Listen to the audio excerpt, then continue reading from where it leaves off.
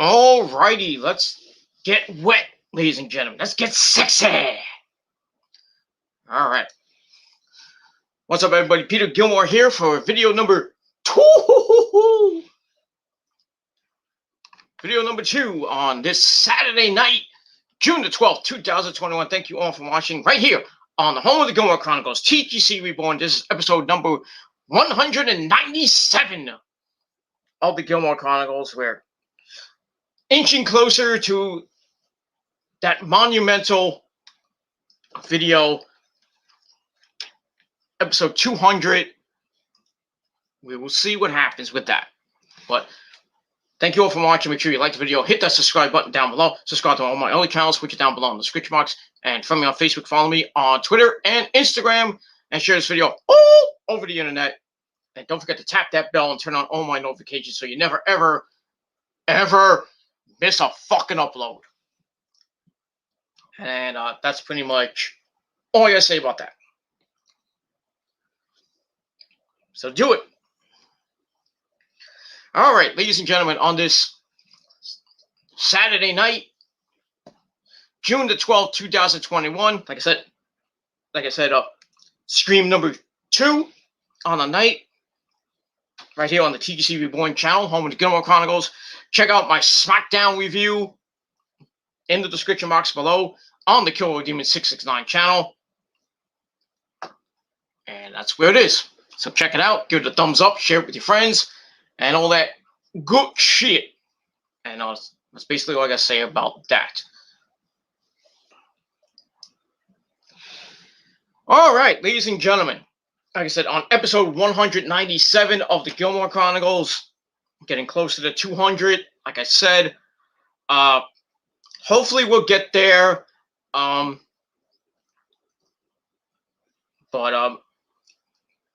might be running into a snag with that because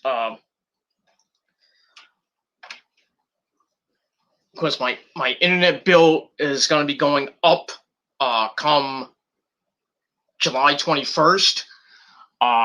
Right now I'm basically paying $84 because I got a $40 discount.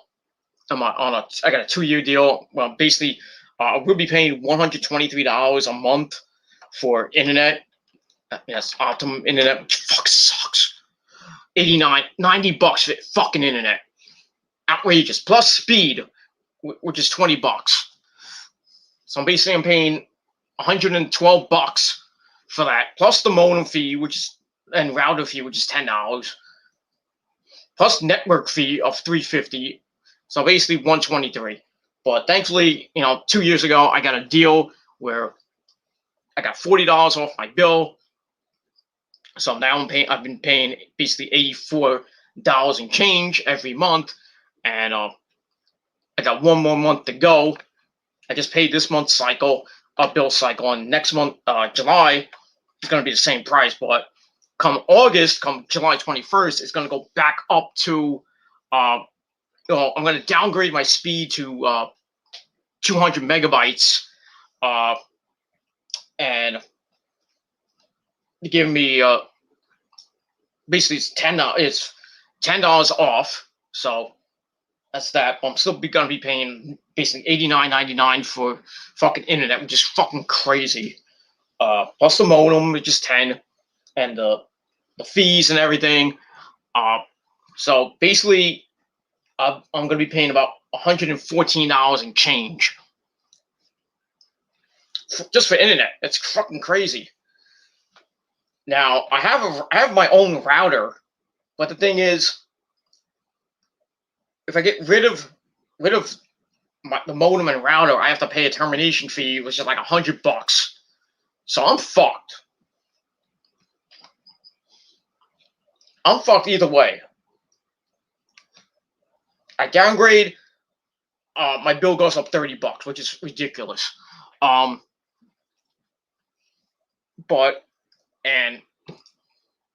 if I keep it the way it is, it's gonna be probably around $124. So it's gonna be $10 more. So I'm gonna be paying for the rest of this year after next month from August till the end of this month, I'm gonna be paying about, if I don't downgrade or anything, I'm gonna be paying $124 a month for internet. It's fucking crazy. And the thing is, I change, but I can't really change to anything. If anybody knows of any cheap broadband internet companies, I can get it for a deal. Let me know in the comment section, or if you're in the chat, let me know. But episode 200 might not come. I'll still do videos. I'm not leaving YouTube or anything. I mean, I still got my phone, which I don't with my data plan. I don't know what my data plan on this is, because I got 4G and everything. So I could do videos, just using the data plan. Like I said, I don't know how much data I have. So I'm kind of in a pickle right now after July 21st. Even before July 21st. By July, I would say before July 21st, I'm going to be in a pickle, because I don't know what I'm going to do to pay internet right now. I mean, it's hard enough. I got other bills to pay. I got my mortgage, my rent. Well, basically my mortgage, and thankfully, thankfully I have Rosa here. If I didn't have Rosa, I'd be a fucking creep right now. Thankfully, I got Rosa here, and not here now, but she's with her friends tonight, chilling. So she'll be back tomorrow, sometime tomorrow afternoon, tomorrow night. The it pissed me off, but thankfully I got Rosa, in my life, for 13 goddamn years, and hasn't been a good lucky 13th year right now, but for us, but we're still together, we still love each other, and it is what it is. We've hit a snag this year, and we're getting through it day by day. But thanks to her, she's helping me pay utilities, gas and electric and everything, and everything. I'm basically doing my best, paying the mortgage when I can. And I'm paying my phone bill, which is cheap, $55 phone, $55, because I share a plan with Rosa and her daughter. It's a 3-way plan, $55 a month. It's great. And I'm paying the good old rich man's cable, the satellite, rich man's satellite, which I'm paying $67 a month right now, which is great. I don't have to pay too much for cable. Just internet fees is fucking insane. Insane. It is just fucking insane. Thank you for the dislike, faggot. But it is what it is. So yeah, paying 84 now. It's gonna, if I go downgrade, I save $10, but I save $10 on the discount I used to have. I'm about to expire. I get $10 off. And I talked to somebody, with the company that I have, and they said, well, if you downgrade to 200, you're you save $10, and if you use auto pay, you'll save $5. So it's really $15 I could save. But still, with that $5, I could, the $15 that I could save for the rest of probably this year, even though I could keep, I think what the person told me that I can keep, like, downgrade, I can keep it, and I think he said the price won't change. I don't know. I don't believe him, but the price won't change until you either downgrade again or upgrade. Which I don't want to upgrade, because $10 more. I want to save money here. money's kind of tight right now because of all these bills I got. So if I go with the $15 route, I would pay $109. Still a lot, but I have to, I'm thinking that either I go with it and pay $109 a month for the rest of the year. I don't know how I'm going to pay it somehow. I'll pay it somehow, but or I get rid of it. I get rid of what I got, and I have a router. I just gotta find it, and I think I have to find the disk to it. So I gotta plug everything in. Might have to put the thing on the desktop. I have it on my I think I have it on my laptop. I think I do. I'm not sure if I do or not. So I have to set up that router, which I used to have. I used to have like a Netgear router. I used to use that way back in the day. That was like 2011, 2012, maybe early 2013. Before I had the cable company internet and stuff. So if anybody knows who can help me out, maybe not with not money. I'm not eBaying or anything like that.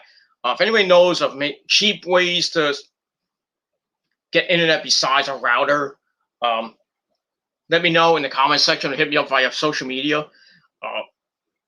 because I really don't want to terminate from the cable company. I mean, did I get my internet? I have my satellite. It's Dish. I have Dish. That's separate. I don't want to go to satellite internet because God forbid it's a freaking rainy day. I have no satellite. I get no internet. Besides the 4G I have on my phone, I can go on the internet that way. But I want to go on the desktop sometimes. Maybe Rosa wants to use it. So as of probably the middle of July, probably in the next couple weeks, I might not be doing live shows that much anymore, if at all. So I can't do it on the phone because I don't have the capabilities to do it on my phone. So yeah, it's gonna be a little interesting end of summer for me on basically social media and YouTube. I'm not leaving. Like I said, I'm not leaving. I am not leaving you guys. I'm not. I love you guys. I love my subscribers, and I even love the trolls, but it is what it is. Not like that, but it is what it is. So I don't know. I'm going to talk to Rosa about it tomorrow when she comes home. We're going to talk about what we're going to do with the internet going forward. The rest of this year and maybe into next year, because I think every year they go up. So by January I could be paying $95 for internet plus the $10, so that goes up $5. So by January, instead of I'm paying $114, I'm paying $120. But I'm thinking like what you mean? Yeah. So I'm thinking I got options. I got a couple of options. I could go pay the 114, pay 114 a month from August, from like the next 4 months, from August to December, and then figure out if it's gonna go up again in January. I still have Wi-Fi and everything, or I terminate, waste, and I have to pay I don't know how maybe $150 for a termination fee, which is ridiculous. Give back the equipment, but to somehow give back, go to the fucking place to take back the equipment, give it back, and then go just hopefully I can get the router to work. Set up the router somehow, I might have to watch a tutorial about how to do it, because I don't remember how to do it. Because it's been like 9 years since I used a router without without Wi-Fi router. You know what I mean? But so I'm gonna see my options. But looks like I might be going to the router, my own router that I have. My Cisco. I think I have a Cisco router. I forgot what the name of it is, but yeah, I still have it. So I gotta find the disk to it. I think I have it somewhere in the house. I just don't know where in this monstrosity of my house. It's somewhere. I have it. I just don't know where. So I'm gonna hopefully be looking for it over the next couple weeks. And that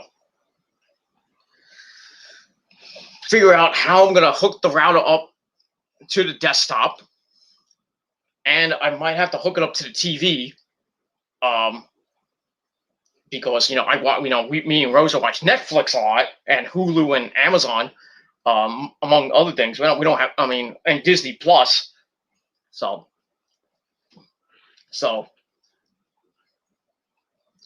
basically, not Disney Plus. I watch Loki on stream, so it's fine. Just basically Netflix and Amazon and Hulu, because we share a plan with Rosa's daughter with that, so we don't have to worry about that. Paying $10-15 a month, whatever it is, we don't have to worry about that. So yeah, I might have to hook the router that I have in the house to the desktop, so I can get network. Hopefully, I can get. I don't know if I can get it working basically. And if I have to, I might have to hook it up to the TV, so I can watch. Use it for my PlayStation 4, which I have right now, and watch Netflix. So,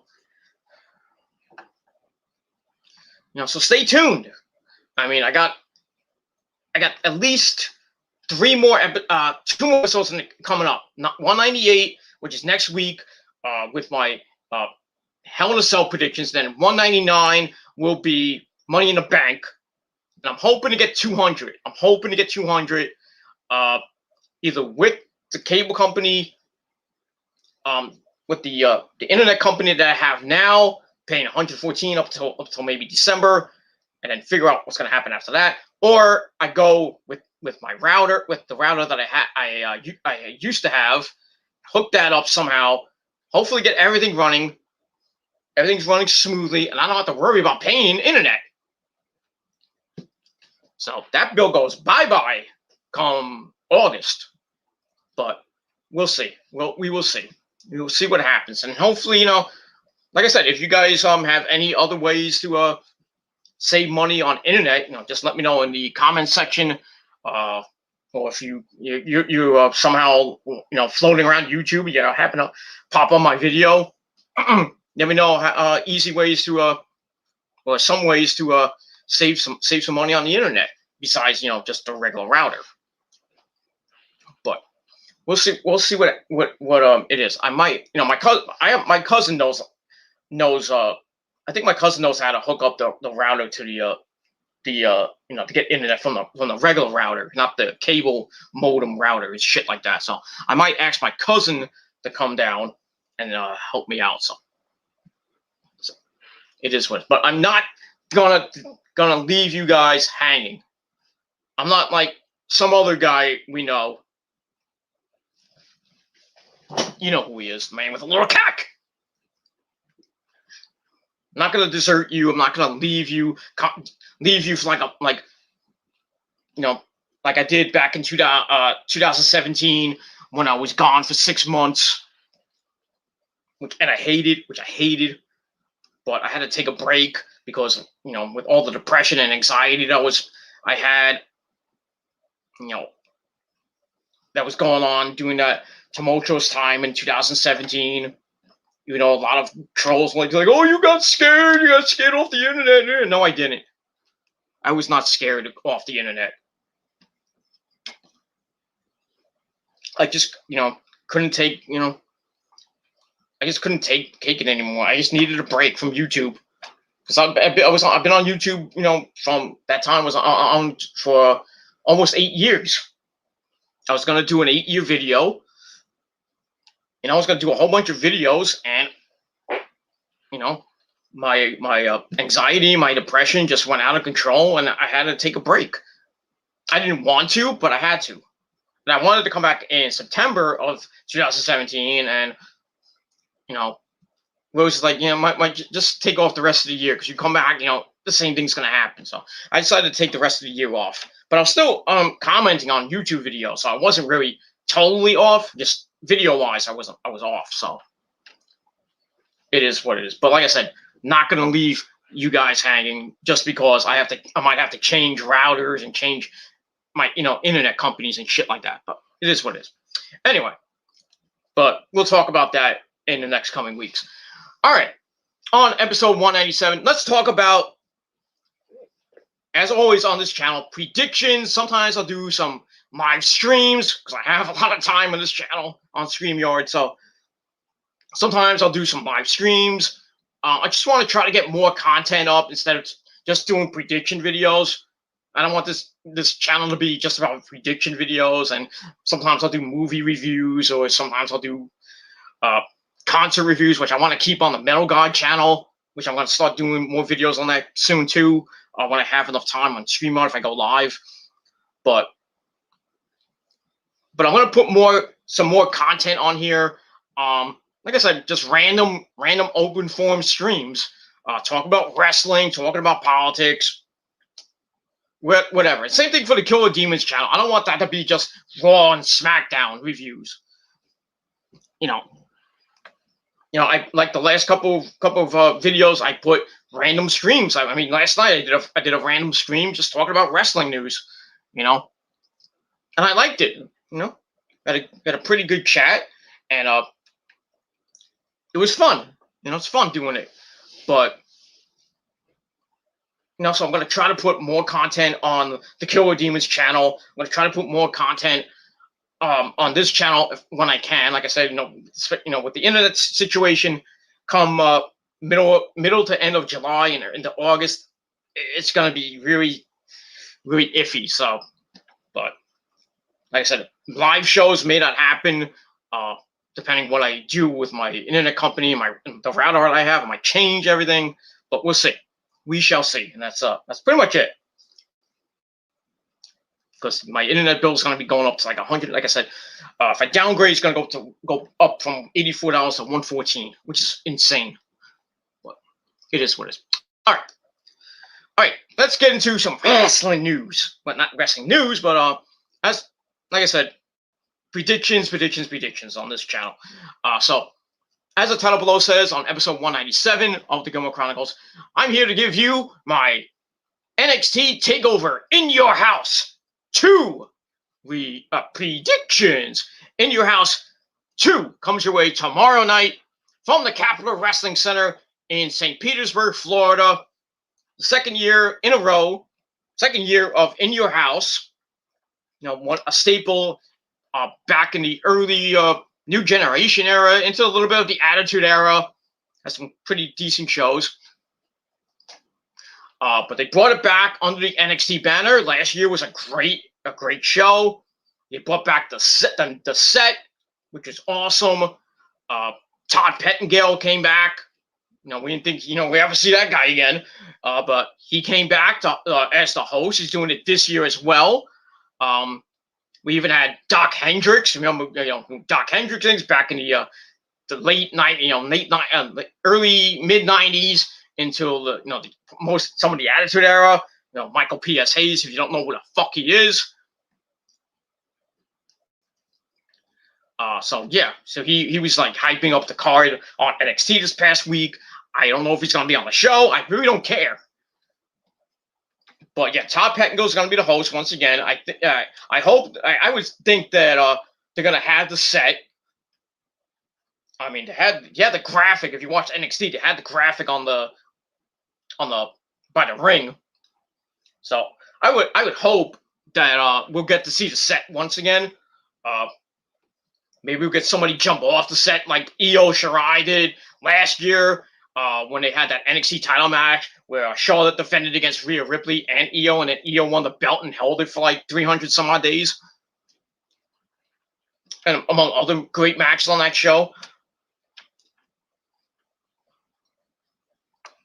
So yeah, I would think the set would be there. You know, maybe maybe like that walk ramp that they had at Stand and Deliver. They'll have something like that where they just walk the ring. They don't go down the ramp and go up to the ring. So we'll see what happens tomorrow night. So that's that. All right, so let's get to the card. As I'm taking this, as always, from the Wikipedia page. As always, with the NXT Takeover, 5 matches. As usual, probably gonna be like I would say a 2-hour show. I think it starts at 7. I think it starts at 7. I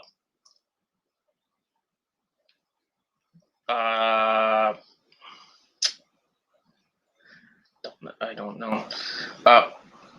Yeah, I think it starts at 7 or maybe 8. I think it starts at 7 tomorrow, but we'll see. Yeah, so it's probably gonna end about 9, between 9 and maybe 10. I think it's not going 3 hours, 7 to 10. It's probably gonna go 7 to 9, 9:30, or it's gonna go 8 to 10. But it's gonna end early, as usual. Takeovers don't last that long, but still, it should be hopefully a good show, because usually most takeover shows are awesome.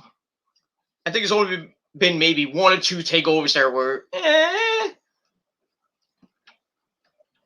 but every takeover has had great build, great vignettes, great matches, as always. Stand and Deliver was great. Night 1 and 2. I think night 2 was better than night 1, but that's just me. That first ever 2-night takeover. They're probably gonna do it again, maybe this year or maybe next year, but we'll see. So, like I said, 5 matches on the card, and this year feels like this takeover actually feels like a fart. No, like a regular NXT show. It doesn't have an oomph to it. This might be the weakest NXT takeover card ever. And I think this is the 35th one. Yeah, it's going to be the 35th NXT takeover event in the history of NXT, and blah blah blah.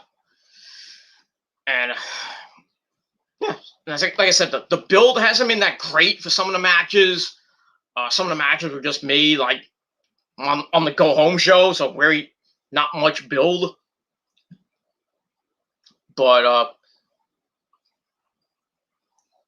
I mean, it is what it is. Hopefully, they can pull off another great takeover, but we'll have to see what happens. All right, let's get into this card, and let's not waste any more time, because I want to go eat something and take a little break from maybe it's 10:50 now, so I'm thinking, I basically have the house to myself, so I can just do like 6 million. I can do another 5 videos if I wanted to, but I'm fucking tired. I want to eat something and get some food sustenance in my belly. Gotta feed my pussy cat, and I might do an AEW review probably in the next hour or 2. But I want to eat, watch a couple videos, and then maybe before bed, probably like 1, maybe around, I would say probably around 1, maybe 2 o'clock in the morning, I'll do a late night AEW review, because I want to keep Sunday open. Might do a random stream tomorrow, just talking about random stuff. Probably be here on this channel, so stay tuned for that. Probably be here, because I don't want to put it on my Kill Demons channel, because I want to save some time for my my Raw and SmackDown reviews coming up this month. So that's that. So tomorrow, I'll probably be doing a random afternoon stream. Probably the Met game's at 1 tomorrow, so probably probably after the Met game. So probably around 3, 4. Probably 3 or 4 o'clock. I'll do a random afternoon stream here on the channel, talking about some wrestling news, maybe maybe the ratings for AEW and SmackDown. Maybe give you some hype. Just get you ready for NXT Takeover. Won't be. I don't think it's gonna be. I might not like it a long stream, but we'll see what happens tomorrow. I'll try to put a. I'll probably put a reminder on Facebook and Twitter,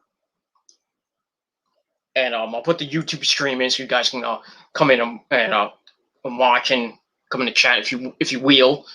But like I said, we'll talk some wrestling, talk some baseball, with the Mets and everything, and we'll just have a good old Sunday afternoon talk, if you will. And that's all I gotta say. Pretty much about that. And that's it. Speaking of the Mets, they won today 4-1. That 1-1 was by that piece of shit, overrated, garbage, douchebag Fernando Tatis. But still, the Mets pulled another one out. Strowman pitched another awesome gem. I mean, the top three guys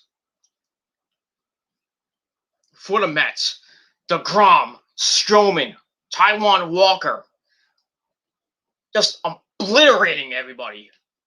I mean, DeGrom, what can I say? I mean, what can't this guy do? Besides, try to stay healthy at times, but he's got his right flexor tendonitis. He says he's gonna make his next start. Hopefully, nothing happens between now and Wednesday, and he could pitch. The velocity went down last night. He wasn't pitching 100 to 102 miles an hour. Went down to about 98, but I still think he should skip the start, get more rest. Hopefully, the pain will go down. Put some ice on it, put some Robitussin on it, be fine. But we'll see what happens with that. Thank you for the dislike, asshole. Because you got no life. No life, fat fucks from Texas and Massachusetts. And a douchebag that thinks he's from Jersey, but not me, but some coward. But it is what it is. And anybody else that leaves dislikes, well, fuck you. And that's all I gotta say about that. So DeGrom, ERA of .52. He can hit. He's knocked in 9 runs. He's only given up 4. Just fucking amazing. 6-2 on the year.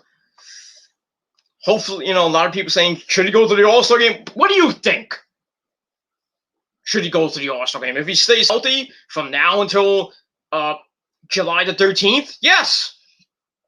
He should start the damn fucking All-Star game. Let him pitch 3 innings, and then put Bauer in, because Trevor Bauer's going to go. Bauer could be the number 2 guy, and I don't give 2 shits after that. And then I would put Alonso. Who else? Maybe I know he's not going to start, but I put Kevin Pillar on the team, maybe as a reserve. Maybe Jonathan Villar as a reserve. Lindor, I think, should start at shortstop. That's definite. But I'll probably put I thought it was Acuna. Acuna plays, I think, right field for the Braves, but fuck him. So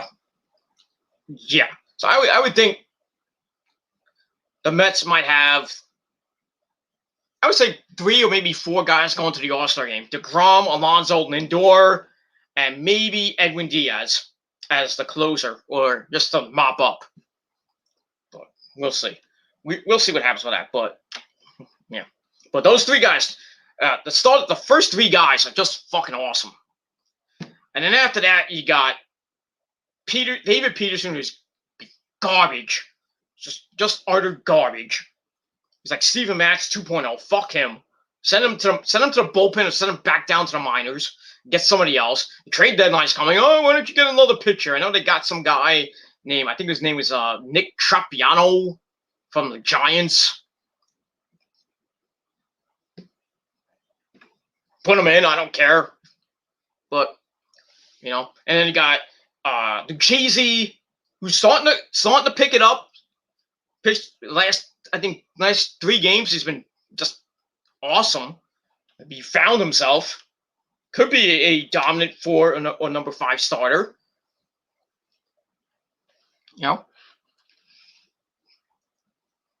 Mets are doing some good shit, man. Getting contributions from everybody. That's what we call it the bench mob. I mean, getting contributions from Pilar, Billy McKinney, who we got from the Brewers.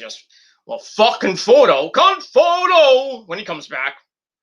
He might be traded, which will suck, but, better to have McKinney or a guy that's, in a contract here in Conforto, but I don't know what's going to happen when Conforto comes back. What happens to McKinney unless they put him as a bench guy? But same thing with Brandon Nimmo when he comes back. What's going to happen with Villar?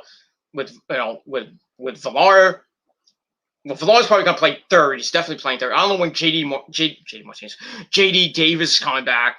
I don't know what's going to happen with him. They might trade him. I mean, I really don't care about with JD Davis. He's not really a great third baseman. I think Villar he's okay. He gives up. He boosts the ball once in a while, but still, great third baseman.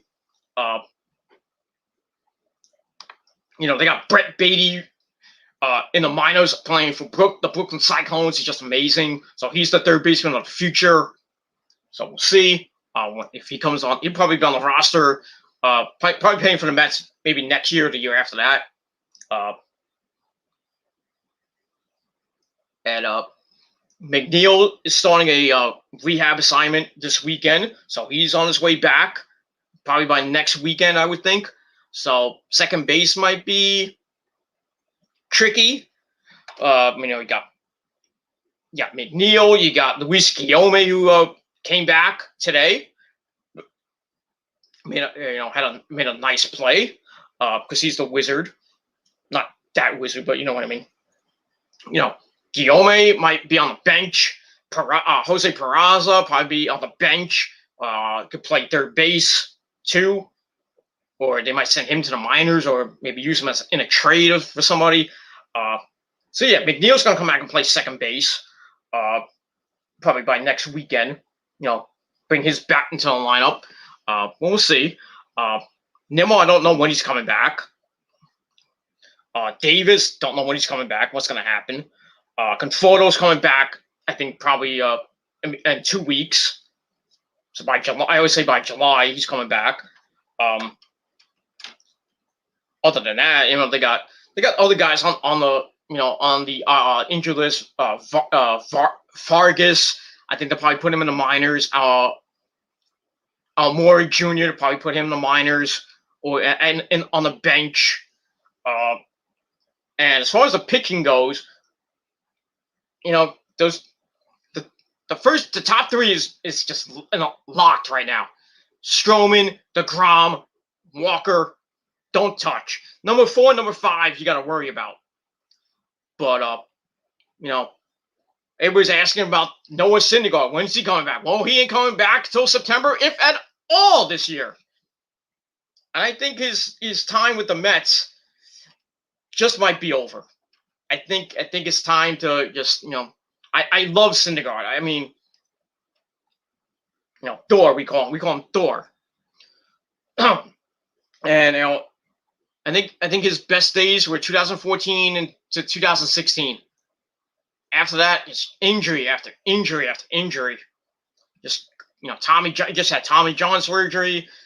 We all thought he was going to come back by now, and then he got a setback. He was going to come back in July. Now it's September. I don't think he's coming back at all. And I think, like I said, I think his time with the Mets is over. I think he's gonna not play this year, and the Mets are probably gonna ship him out because he's a free agent, I think, after the season. So I don't think they're gonna re-sign him for 1 year and see if he can catch that lightning in a bottle, as we all say. If he can come back and be the be the Thor that we used to know, and hopefully we can extend Strowman. I think he will come back. I think Strowman's definitely coming back. DeGrom's got another, I think, year or two, so he's, hopefully we can extend him. Even though I think he's got 1 or 2 more years left on his contract, so he's set right there. DeGrom is definitely staying as a Met. I think he's going to retire as a Met. He'll probably win the Cy Young and MVP this year, hopefully, if he stays healthy, but we'll see. Strowman, hopefully we can give him an extension. I think he wants to stay in New York after basically not playing last year because of the fucking virus. But it is what it is. Walker, just amazing this year. Like I said, DeGrom, 0.52 ERA. Strowman's down to 2. I think he went down to 2.1, I think. And Walker's about 2.3, I think. That's amazing. I hate to use the pun, but it's amazing. The Mets rotation is number 1 in the league. Number 1.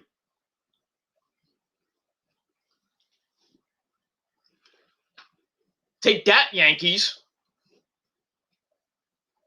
All you got is Garrett Cole, and everybody else sucks.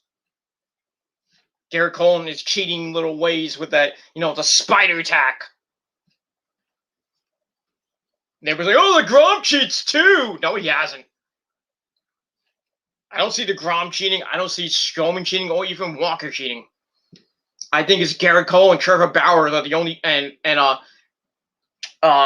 what's his name? The guy on the Padres, Kim. I think those are the 3 guys in the National League that are cheating right now. Because they got something. They use, I know, we all know Garrett Cole says he used spider attack, which is not illegal in a way, but still. Baseball wants to come down on that, so. And you notice, not the last one, but the one before that, Garrett Cole pitched a crappy game. But the Yankees still suck, but it is what it is. They lost today, but give them credit. They came back from 6-2 to tie the game in the 9th, 7-7 with the Phillies, and what happens? They blew it in the 10th, and the Phillies won 8-7. So they stay 4 games back on the Mets in the NL East. That's that, and for JD and his Braves. Braves are 6 games out. Bye. But, it is what it is. And that's it. And where are the Yankees right now? 4th place, 7.5 games out. June the 12th. Time to panic. Well, a lot of fans are like, we're not going to panic. It's June the 12th. We still got 100 some odd games left. We can do it. Not at this rate. Not at this rate. If Garrett Cole is your best pitcher and everybody else sucks, and your hitting sucks, no. Not happening. Not happening. Maybe they'll make a run at the wild card. That's the only thing I think they can do. Maybe the first or second wild card. But if they get high, I'm not saying the Yankees are done. I'm not gonna say it. It's funny that they're 7.5 games out on June the 12th, but it is what it is. But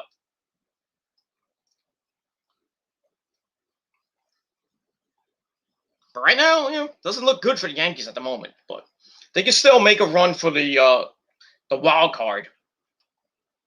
I don't think they're going to get the division at the moment, unless Tampa Bay and the Red Sox and maybe the Blue Jays are in 3rd place, surprisingly. But if those 3 teams just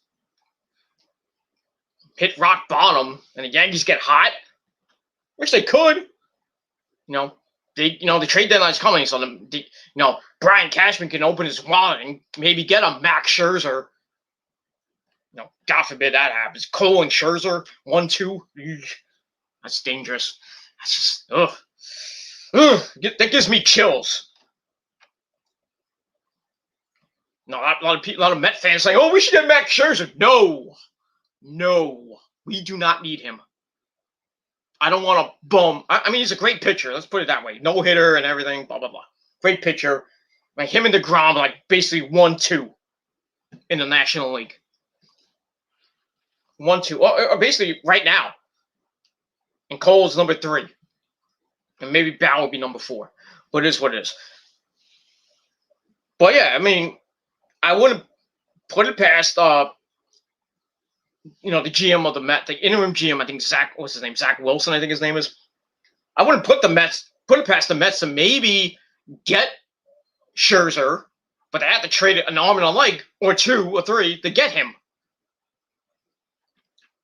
And he'll be a number 2 guy because DeGrom will be number 1, Scherzer number 2, Stroman probably number 3, Walker number 4, and you got whoever at number 5, Lucchesi or Carrasco if he comes back. Probably won't. I don't know about Carlos Carrasco if he's going to come back. They say he might come back in July, maybe August. At this rate, I don't know. We don't know. So he could be a number 5 guy. He's really like a number 2, number 3 guy. Yeah, I mean, the Mets get Scherzer. I mean, forget it. I think that division is locked. Because every five days you'll get a win from DeGrom. You'll get a win from Scherzer. Stroman and Walker, they'll pitch. You could get a win out of them. But there's times that they'll fuck up. Scherzer's the same thing. But those 4 guys, DeGrom, Scherzer, Walker, and Stroman, that's lethal, man. It's lethal for the Mets. That is lethal. That's all I got. Just give the Mets the NL East title and see what, the damage they can do in the playoffs. Right now, what the Mets have now, the top 3 guys and the bench mob, contributing. The Mets can stay healthy and not have a major injury, especially with. Especially if DeGrom gets hurt, it's over. If he's out for a long time, it's over. I can't see Walker and Stroman getting them to the NL East and maybe or a wild card right now. So we have to hope and pray. It's June the 12th right now, up by 4 games. Anything can happen, but right now the Mets are doing some good shit. Contributions galore. It's just great. And the fans are back at Citi Field. 78% capacity, not 100 yet, but soon to be 100. I think maybe by the end of the season we'll get 100. But probably if the Mets, gets to the playoffs, I think they'll have a packed house. Close to 50,000 people at Citi Field. But right now, 78%. They can get about 34,000 people there, which is awesome. I mean, Friday night they were yelling and screaming up a storm. It felt great. I wasn't there, but I mean, watching it on the tube, awesome. Today, lots of the same. Fans going nuts. Certain stadiums they have 100% capacity, like Wrigley Field and in Texas, and I think St. Louis is doing it now. Yankee Stadium hasn't, I think doesn't have 100% yet, but yeah, baseball's back. Fans are coming back to everything now, back to normal, just about. We still have the fucking virus still around. It's still around, but you rarely hear about it on the news that much. Hopefully we know certain cities and states can get to if they can get to 70%, that would be awesome. Hopefully New York can get to 70%. I don't think they're going to get it by July 4th, but I think that by the end of the summer, early fall, 70% capacity, fully. I mean, New York City's fully opening up July 1st, I believe. The Macy's 4th of July fireworks event is happening this year. It's going to be big. It's going to be awesome. Lots of people there. It's gonna be awesome. It's just awesome. I love it. This fucking virus is done. Just about. Fans are going back to baseball games, basketball games, hockey, wrestling, especially now with AEW, with fans at Daly's Place, and they're going on the road in a couple weeks in Miami, July the 7th, with Road Rager, and then Fight for the Fallen. Shut up. And they got Fight for the Fallen, Night 1 and 2. No, wait.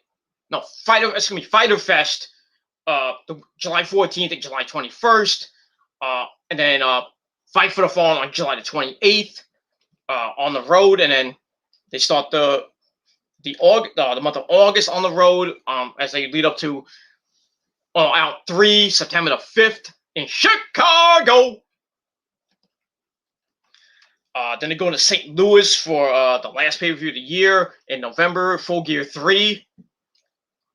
So, full capacity. I think at some arenas, the full capacity, so that's awesome. Gary's Place is 100% capacity. That's great. WWE's going on tour July the 16th with SmackDown in Houston. Then Money in the Bank when's Money in the Bank 2 days later, July the 18th in I think it's Fort Worth, Texas. No, not Dallas. No, Dallas is I think July the 19th is they're going to Dallas. They're going to be going to Oklahoma City, going to Phoenix. Like I said, SummerSlam, August the 22nd. No, 21st or 22nd, I think it is, in Las Vegas at Allegiant Stadium where the Raiders play. That's good. But right now, no New York City dates yet. But they're saying some Survivor Series might be at the Barclays Center come November. That'd be awesome. So yeah, wrestling's going to be coming back to New York, like WWE mainly, but I don't think right now AEW. I don't think come back to Jersey or at the Prudential Center or if they do go to New York, it's probably just going to be upstate New York, like Syracuse, Buffalo, Rochester. Not coming to New York City, which sucks. So that's that. So yeah, wrestling's going back on tour with house shows and Raw, SmackDown, AEW. Ring of Honor gonna have fans coming up in July as well with Best in the World. They're going back to Philly after that. And maybe, just maybe hopefully by the end of the year, Final Battle, New York City, baby. Hopefully. We don't know yet. That's that. PWG's coming back in August the 1st, I believe. That's great. If you live in the California, the Reseda area in California, PWG's coming back. That's awesome. Indie shows are wide open right now, not at full capacity, of course, but hopefully, WOW comes back to they're running out of Staten Island. I can't go to the shows. Like, really don't want to go to Staten Island, especially with the car, and I gotta come back over the bridge, and it's fucking insane. By the time I come back it's like 2:00. Get out about I stay for like a half hour to maybe 45 minutes. Hanging out with my good buddy Mikey McNichols Mittens and the gang. Just shooting the shit. Talking to some wrestlers here and there, maybe taking some pictures, stuff like that. But I gotta get home, especially if it's on a Friday. If it's on Friday night, I'm fine. If it's on Saturday night, I can stay out late, but I want to get home because I want to have Sunday, myself. So I don't work on the weekends anymore. Not for a while, but it is what it is. But that's that. So hopefully WOW comes back to Brooklyn, because I can. That's basically a hop, skip, and jump from where I go.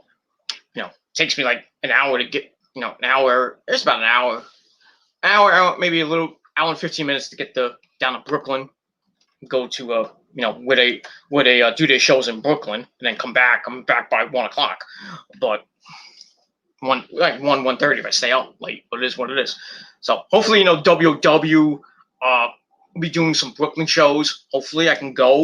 Like I said, money's kind of tight right now with the bills I got to pay. So I may or may not go to a local indie show at the moment. If Ring of Honor does come to New York City, hoping I could salvage up some money, and go. I mean, I'm not gonna sit ringside. I don't care if I sit in the first or second balcony, as long as I can go, sit my sexy Italian ass down, and watch Ring of Honor Final Battle from the first or second balcony, or maybe if I can get a deal like on StubHub, I can get maybe the fifth row right near the entrance. That's awesome. But we'll see. Hopefully they do. I think Ring of Honor will come back to New York. I think Joe Goff and Carrie will hopefully set up a date for the Hammerstein Ballroom, not Terminal 5. Please, no. Final Battle should not be in Terminal 5. I hate that place. Fuck that place, man. That place has no AC. And God forbid they do. I mean, it's in the winter. It's like it's the Final Battle is usually in December, so and it's cold.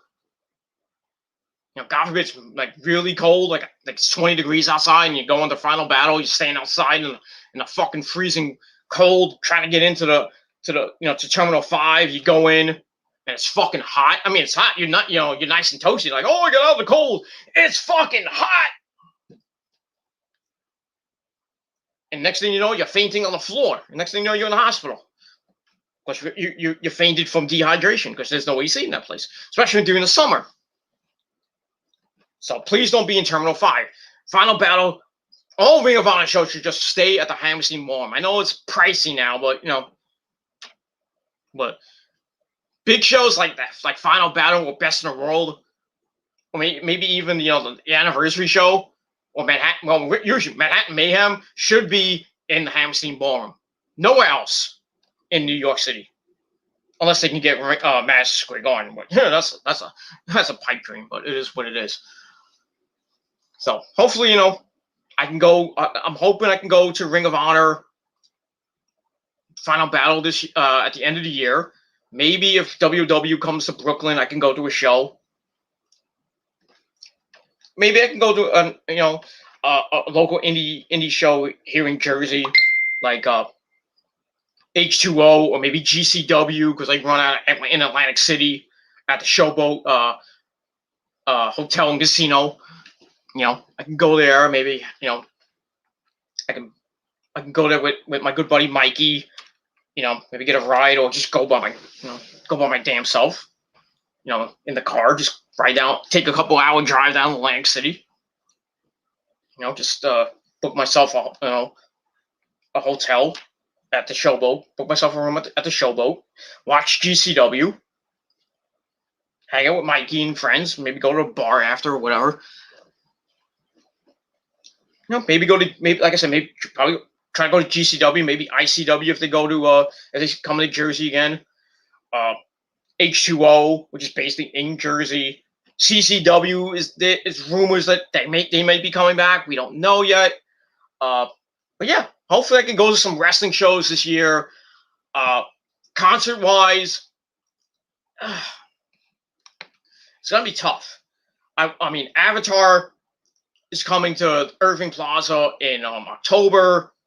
Black Label Society, my good friend Zach Wilde, Mr. Zach Wilde, coming to town with the Black Label North American tour, whatever they're calling it, at Irving Plaza in November. Hopefully I can go to that. As far as In This Moment goes, I don't know if they're coming around this year. So I think their tour ends in October, and I think after that they might take November, the rest of the year off, and then come back. Probably go to Europe, do some shows in Europe that they got to make up. They really got to make up that New York show that was supposed to happen last year on April Fool's Day. But I don't know if they're gonna make it up. Thankfully, I got the money back. I got the refund from Access, not Access TV, but Access tickets. Gave me a nice $60 refund.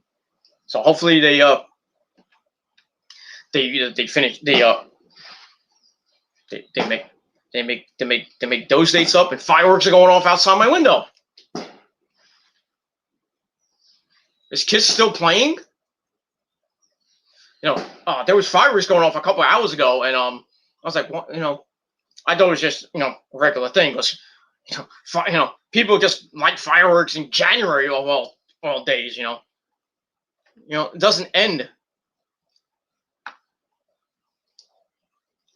It doesn't end.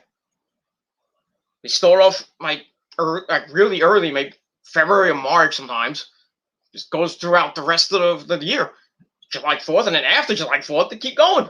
It's not July 4th yet. But yeah, fireworks were going off a couple of hours ago. And I'm like, I didn't think anything of it. Then I look on Facebook and Twitter, and Kiss was doing a concert in Manhattan at I don't know where in Manhattan. I think by the Tribeca Film Festival thing. So yeah, basically, Kiss was doing a concert, and to promote their biography on A&E coming up on June the 27th. Better watch that, by the way, on A&E. Yeah, so they did a concert. As always with a Kiss concert, you got pyro up the wazoo. So yeah, fireworks going off right now too. I don't know from where, but it's July the 12th, idiots. Got a couple weeks before we can set off all those fireworks from like 9 a.m. all the way up to 4 a.m. Stop it! So you can hear it. I think you can hear it.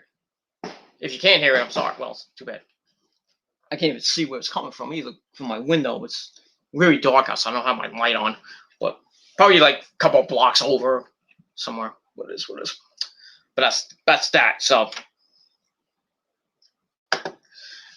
it is what it is. So should be a great summer, ladies and gentlemen. Hopefully you all can go out, to the beach. The beaches are wide open. Lots of people at the beach, getting a nice tan, wearing their beating, the sexy with the sexy ladies, wearing those thong bikinis or nothing at all.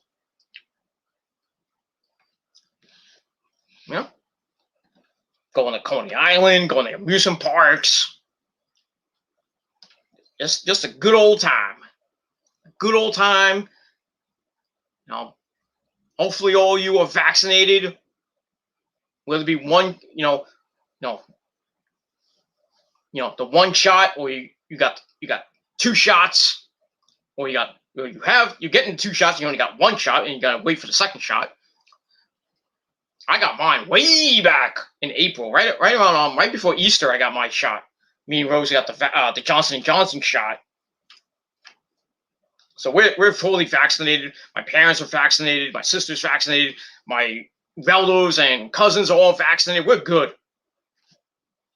Hopefully, all you guys out there in YouTube land and on the wonderful world of the internet, on social media, are all vaccinated. And if you're not, well, what the fuck is wrong with you? Let's get back to normal, people. We're getting there. But if you're not vaccinated, please, I beg of you, please get the vaccine. All these people out there is like, hey, I'm going to get a vaccine, I'm going to die, I'm going to get sick. You're not going to get sick. Shut the fuck up.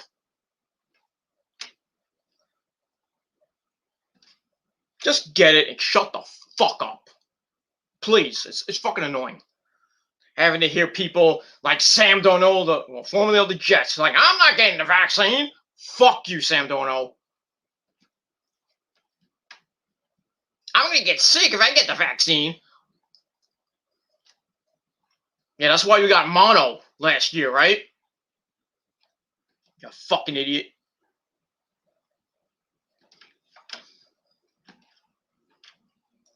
Fuck you, Sam Darnold. Fuck you. Good luck on the Carolina Panthers this year. And in baseball, Anthony Rizzo came out today, and I think it was today, or a couple of days ago, saying he's not going to get the vaccine. Fuck you, Anthony Rizzo. I hope you get injured. I hope you get real sick.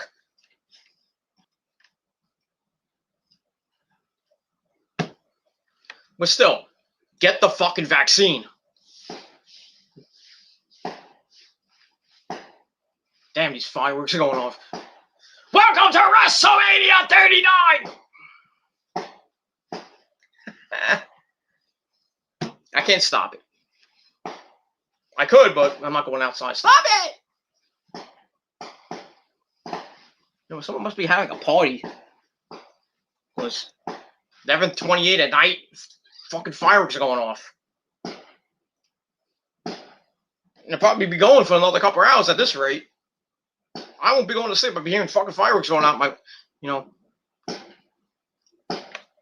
going off. 2:30, 2, 3, 4 o'clock in the morning. And from where they're getting them, I don't know. But it is what it is. And that's that. So, like I said, get the vaccine.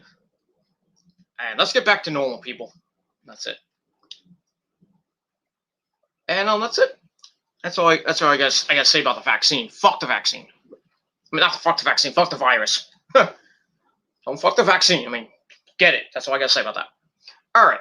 I know I went on tangents. I went way off topic, and I didn't even go to my predictions yet. So let's get to it. Let's not waste any time. Cause I'm hungry. Oh, I'm hungry. Gonna have a nice beef juicy steak. After this. All right. Let's quickly get to predictions. I'm gonna run through these matches, give my predictions, and probably end this video. And then I'm gonna eat, watch a little TV, watch probably Joe Cronin, my good buddy Joe. Monetize this on the Joe Cronin channel. Watch a little bit of that, and then maybe before I go to bed, I might do the AEW review because I want to save some time tomorrow. So I might do it. Like I said, I might do an afternoon stream just talking about random shit after the Met games, about 3, 4 o'clock tomorrow on right here. So right here. So hit that bell to get notified when that video comes. Talking about random shit. And then get you ready for In Your House 2. And I'm probably not going to do a review that night because I got to get up early on Monday. And like I said, me and the missus have to be in New York City by 8 a.m. Oh, boy. That's not good. I mean, we have to wake up at 6 o'clock in the morning. I have to. I get dressed in like 5 minutes. It takes me like 5 minutes just to get dressed. Because I'll take a shower. I'm gonna take a shower the night before tomorrow. Before I go to bed tomorrow, so I'll take a shower before then to get ready. Rosa will do the same thing, hopefully. And hopefully, it doesn't take Rosa 2 hours to get ready. But hopefully I can get out of the house by at the latest 6:30. Get on the road, get on the highway. Hopefully I won't hit traffic. And especially on the GWB, but it is what it is. I can get down there. Hopefully I can get there. If I leave at 6:30, hopefully I can get down there by the latest 7:45. Park my car and get to where me and Rosa have to go. And then, hopefully, when we're there, it doesn't take that long. But I don't think we're gonna be like an hour at most. Probably there from like 8 to 9, and then maybe we'll grab some breakfast in the city, and then come back and go to sleep. And that's all I gotta say. Basically about that. So yeah, that's it. All right. Enough about that bullshit. Let's get to these predictions and let's get the hell out of here. All right. So like I said, 5 matches on the card. Like I said, a pretty weak card for Takeover. But we'll see if the WWE can hit NXT can hit another home run tomorrow night. But we'll see what happens with that. All right. We start off I'm gonna start off with Mercedes Martinez taking on Xia Li with Boa and that creepy, mysterious woman Mei Ying. I finally found out her name, Mei Ying, who's basically Karen Q. This is stemming from the Mae Young Classic 2016, where Mercedes beat Xia, I think, in the first round. So Xia wants her revenge. Now she's in Tianxia. As we saw a couple weeks ago, you know, the lights going out and Tianxia's music plays. Then the lights go out, they come back on. Mercedes looking around, and the next thing you know, she gets marked. So as we saw this past week on the show, Mercedes was going down for a jobber match, a squash match, basically. Xia Li comes out. They start fighting. Mercedes gets the better of her, throws her over the barricade. And after that, she finishes her squash match in 15 seconds, and then gets on the turnbuckle and says, "Xia, you mess with the wrong bitch." So this is gonna come to a head tomorrow night. Should be. I know this match really should be on NXT this coming Tuesday night, but still they put it on Takeover because you gotta have one of those matches that could be on a pre-show, but they don't really do the pre-show matches anymore. I don't know why. But still, yeah, this match is gonna be probably the opening match. But we'll see. I'm gonna go with Xia Li to win. I think she's gonna get her win back. I think Boa will get involved. I think Mei Ying's gonna be the deciding factor. I think Mei Ying, she just sits down at rings on the ramp with Boa, and then just stands there, goes stuff like that. But yeah, I think something weird's gonna happen. Like, I think Mei Ying will finally get out of the chair and then just rush the ring, just beat the shit out of Mercedes Martinez. And Xia Li is going to get the win for Tianxia and get her revenge from 2016. So yeah, I got Xia Li to win that match. So we'll see what happens with that. I can go with any other match next. But I'm going to go with the 6-man tag team match for the NXT North American Championship and the NXT Tag Team Championship. Winner takes all match. We got the North American champion, Bronson Reed, the colossal Bronson Reed, teaming up with MSK, the tag team champions, Nash Carter and Wes Lee, as they take on Legado del Fantasma, Santos Escobar, Joaquin Wilde, and Raul Mendoza. This is going to be a pretty good match, I think.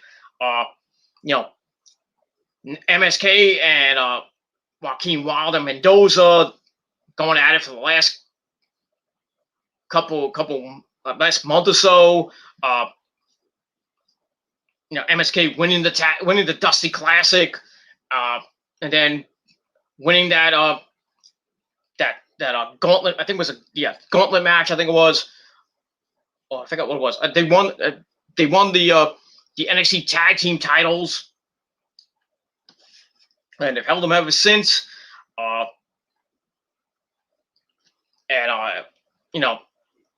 Joaquin Wilde and Mendoza just been knocking on the door and everything. They got a win over them in a non-title match. Now they got this winner takes all match, and now with Santos Escobar and Bronson Reed. Bronson Reed winning the North American title in the cage against Johnny Gargano a couple weeks ago, and now Santos Escobar comes out saying he wants the North American title, interrupting Bronson.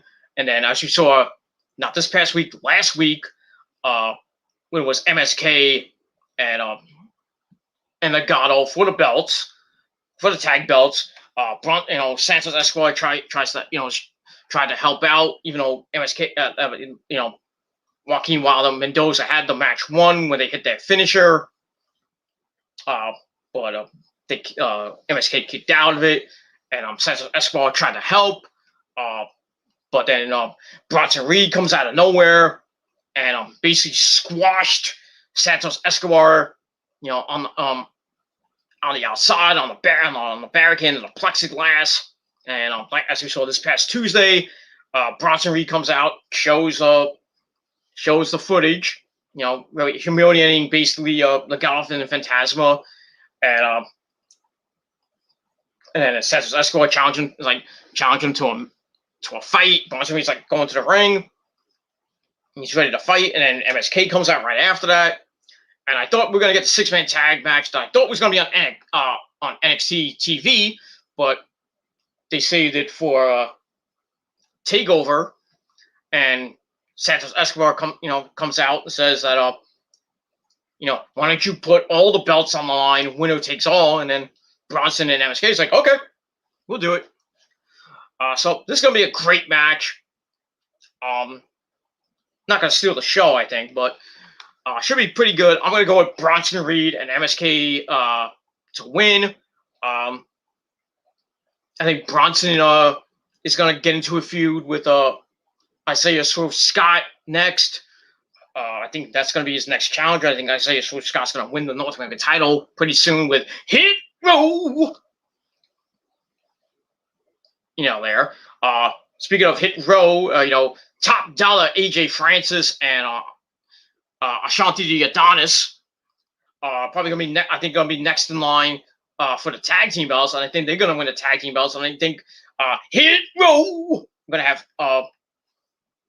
not all the titles, but the North American title and the tag team titles, the men's tag team titles. Because the women's titles are going to be defended, I think, I don't even know when, but it is what it is. So yeah, it's basically academic. I think they're gonna retain the belts and then go into the next program. Like I said, Bronson Reed's gonna go into a program with Isaiah Swerve Scott. MSK is gonna probably go into a feud with Hit Row, AJ and Shanti the Adonis. And I think, Hit Row's going to get those belts. As far as B-Fab goes, I don't know.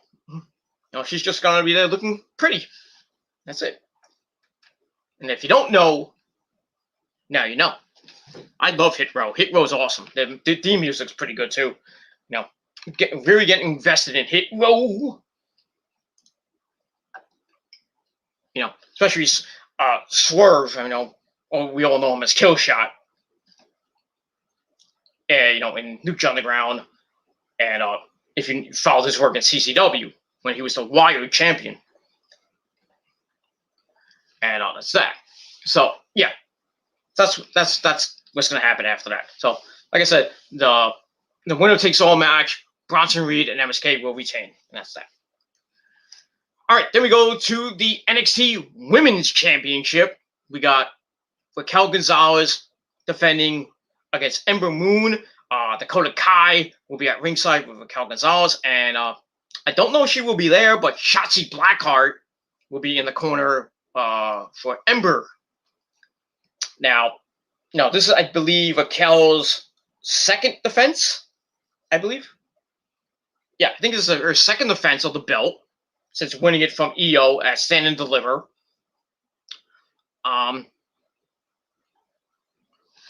She's just basically over the past year and a half or so, just been mowing down the competition. And now is basically the beast of the women's division. Beating the unbeatable Rhea Ripley months ago. Now she's got the belt. She beat EO, ended her 300-day reign as champion. EO's back now, which is awesome. They had to stare down this past Tuesday. And then, as we saw last week, Raquel, not this past week, but last week, the week before, Raquel and Dakota beat the crap out of Ember Moon and Shotzi. Shotzi got injured. Ember came out this past week basically wanting a piece of Raquel Gonzalez. And Raquel comes out, even though security and William Regal try to stop her. And Ember got a little bit of revenge on that. Dakota came in and helped out, but then as we saw in that it was a tag match or something. I forgot what it was, but Ember hits they were fighting in the ring, and Ember hits not one but two eclipses, laying out the champ. So she held up the belt, and you know what that means? You're not gonna win. So I'm going with the obvious choice, Raquel Gonzalez to beat Ember Moon. Really, Ember doesn't need it again, really. I think she's going back to the main roster because they're releasing a lot of people, and Vince wants to bring up people from NXT not to become superstars. He wants characters. Idiot. He's a fucking idiot. So we'll probably see Ember Moon could be coming up to the main roster. Hopefully not Io. I don't care about Ember. I mean, Ember can just go to SmackDown and just suck there, being catering for all I care. Like she was on Monday Night Raw before she got injured, and we didn't see her for like a year. So Raquel's gonna win this match, but Ember's probably gonna give her a run for the money. Dakota Kai might get involved, but I don't think it'll matter. And we'll see what happens with that. So Raquel Gonzalez will retain over Ember Moon, and then after that with Raquel, I could probably see. I think by the next Takeover, which is they want to do SummerSlam weekend. I don't know when that's going to happen because I can't do it Friday, can't do it Saturday, so it has to be. I would think that Sunday, the day after SummerSlam. They do Takeover wherever that Takeover is going to be. I don't think it's going to be in this Capitol Wrestling Center. They might go on tour. I don't know. Like they used to do, like NXT Takeover Portland, something like that. They might go on tour with NXT, taking it out of the Capitol Wrestling Center. We'll see. But I think we could see Raquel Gonzalez, Io Shirai 2. And hopefully, as much as I want Io to get the belt back, I don't think she'll get it back. Because I think, like I said, God forbid she goes to Vince. And you know what happens when you go to Vince? If you come from NXT, I'm not gonna make you a superstar. I'm gonna make you a character. And if you don't like it, you're fired. Or you get released. Or you get the Shayna Baszler treatment and get buried every week. The golden shovel from Vince McMahon and creative and Bruce. So hopefully that does not happen to Io. But it will. Like everybody else has come up from NXT. If your name's not Bianca Belair, Charlotte Flair, or Sasha, Bayley, Becky, or Asuka at this rate. Everybody else who's come up from NXT got the golden shovel. That's it. And pretty soon, people like Shayna, people like Nakamura, Corbin, Naomi maybe, people like that are going to go bye-bye. It sucks.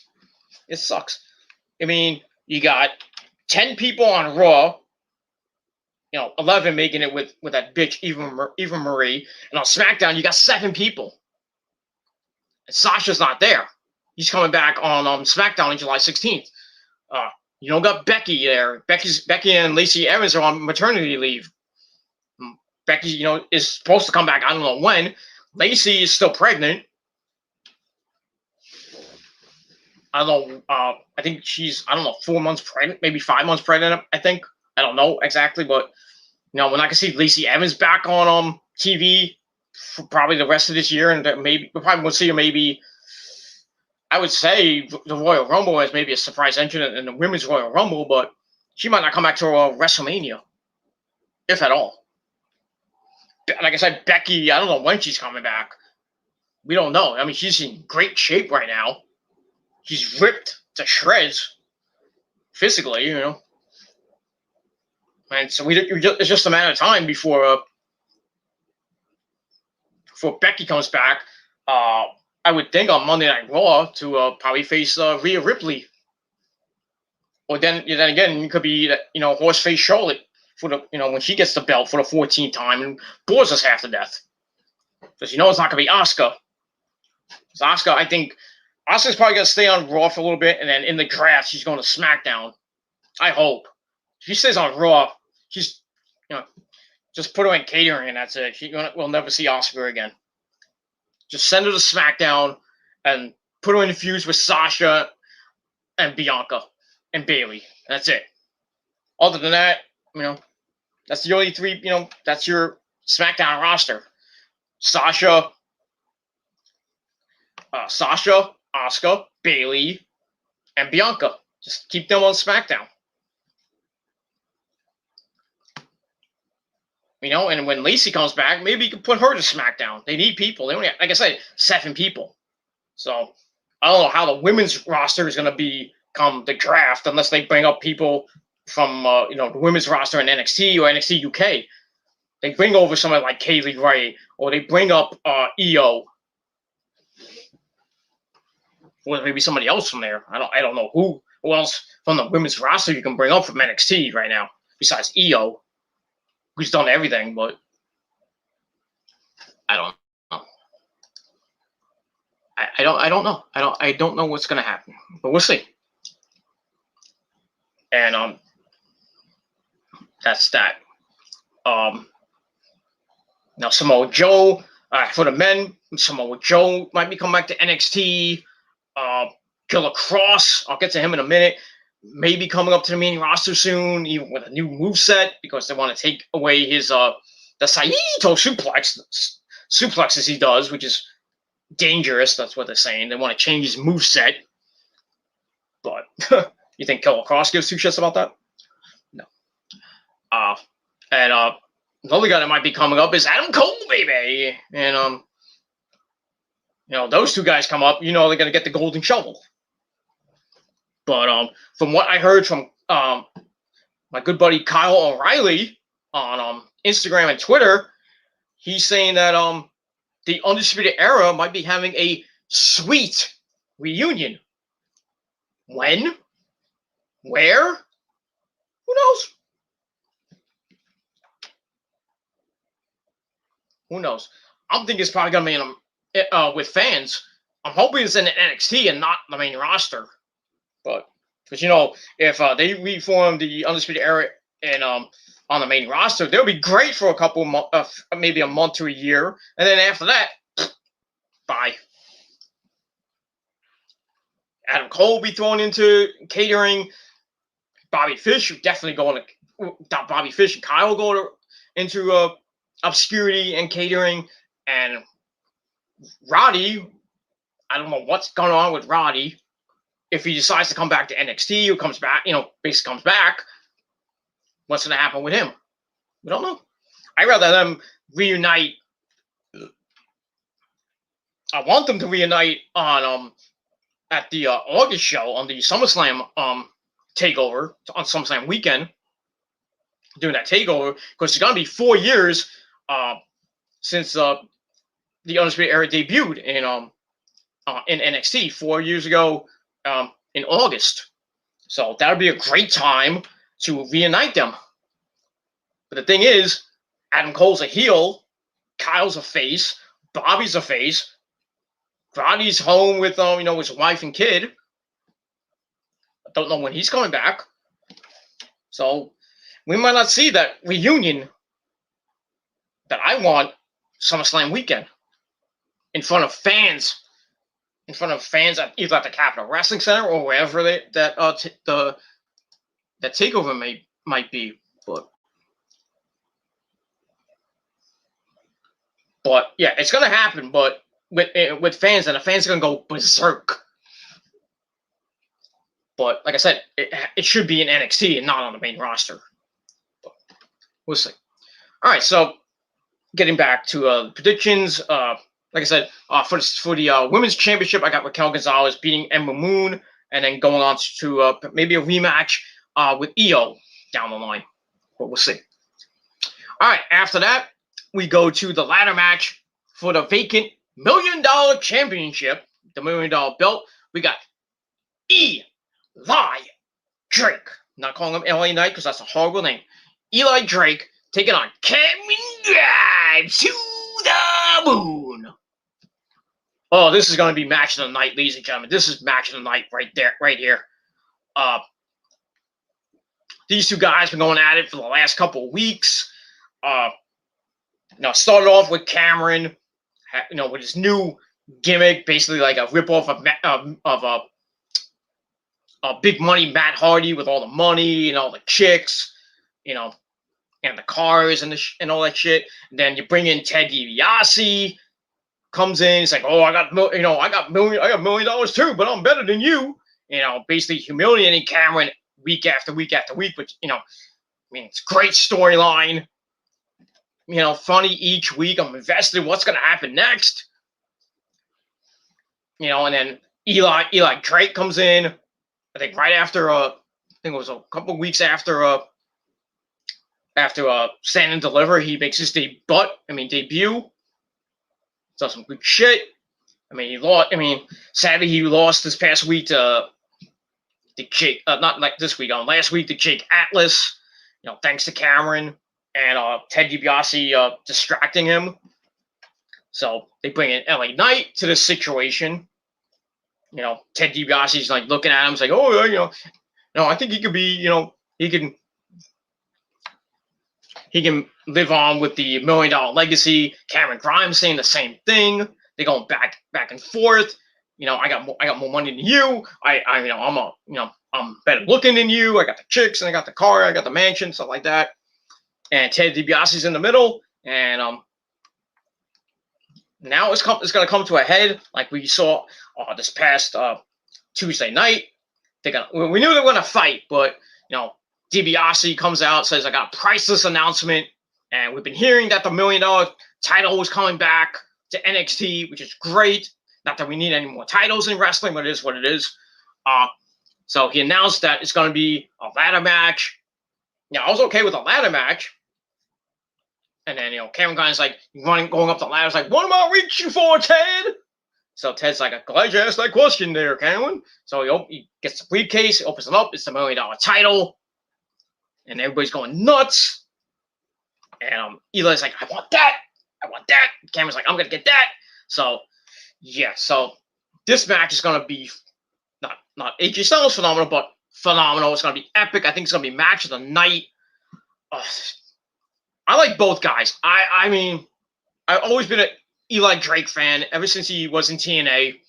Former heavyweight champion of the world. With the "yeah" segments and stuff like that. Just amazing talker, great on the mic. I just don't know why he didn't have this gimmick when he first started in NXT when they released him. Then he went to TNA, became a big star, and then he left TNA on, I don't know, bad terms. I don't know if it was good terms or bad terms, whatever it was. Goes back to NXT, making a decent name for himself now. Now he's in a big time match, for a belt. I don't know what's happened to freaking somebody's revving up their engine at 11:56 at night. Fucking idiots. Probably on drag racing on the Avenue, which is like a block and a half away from me. When I took Rosa had to go see her friend. She had to take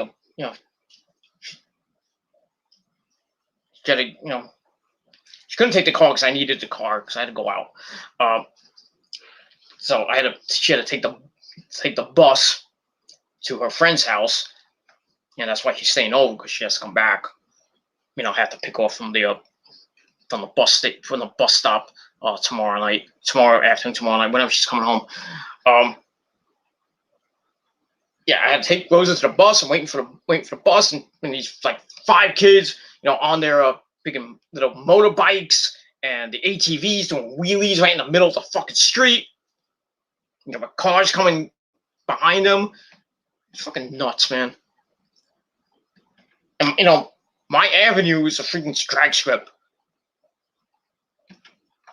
People, these stupid fucking idiot kids, or these adults, whatever they are, revving, motorbikes at freaking midnight.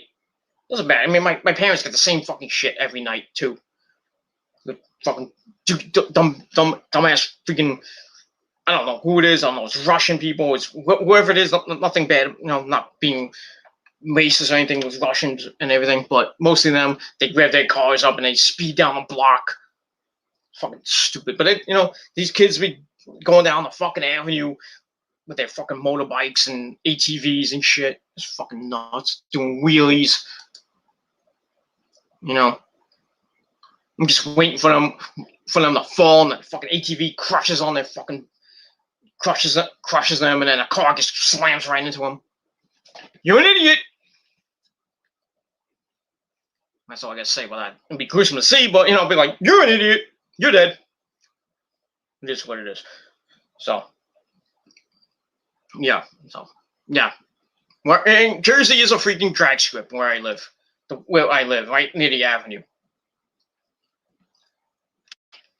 I'm like 10 minutes away from the airport. So I hear, sometimes if you follow some of my videos, you can hear. Sometimes you might hear the planes going over my house because I have no no soundproofing here. It sucks. So get the motorbikes going out.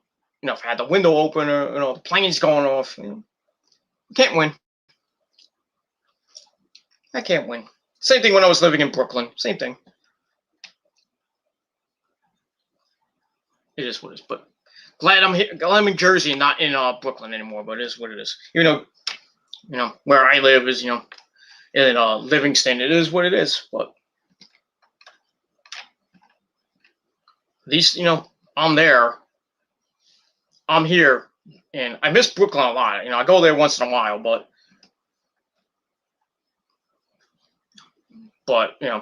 it is what it is. That's all I gotta say about it. All right, let's get that. Just like I said, go back to Cameron Grimes and LA Knight. Eli Drake. I'm not calling him Eli. I'm not calling him LA Knight because it's a stupid name. I like both guys. Like I said, follow Eli. In TNA. Was one of my favorites in TNA, next to Rosemary, my demon bride, my demon assassin. Who against all odds was tonight. I missed the fucking match. I'm pissed off I missed it. So I have to watch the match, later. Well, probably when I eat, I'm gonna go after I edit this and eat. I'm gonna watch that match. Hopefully, Rosemary won the belt from Deonna Purrazzo tonight at Against All Odds. Hopefully she won the belt, brings it back to the prophecy. Hopefully she won, so I can give her some, so we can celebrate, if you know what I mean. And sadly, Crazy Steve and Taurus did not win the tag team belts from Violence Incorporated. Rhino and I forgot the other guy's name. Can't think of the guy's name, but yeah. So Rhino and his partner retained the tag team belts. Big Cass, or what's his name? I forgot what. I don't even know what his name. I said I haven't watched Impact. I don't watch Impact that much. But yeah, Big Cass destroyed Rich Swann, beat the shit out of him.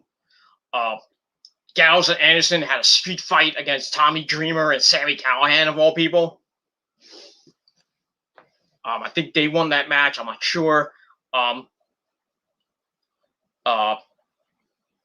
think it was P.D. Williams and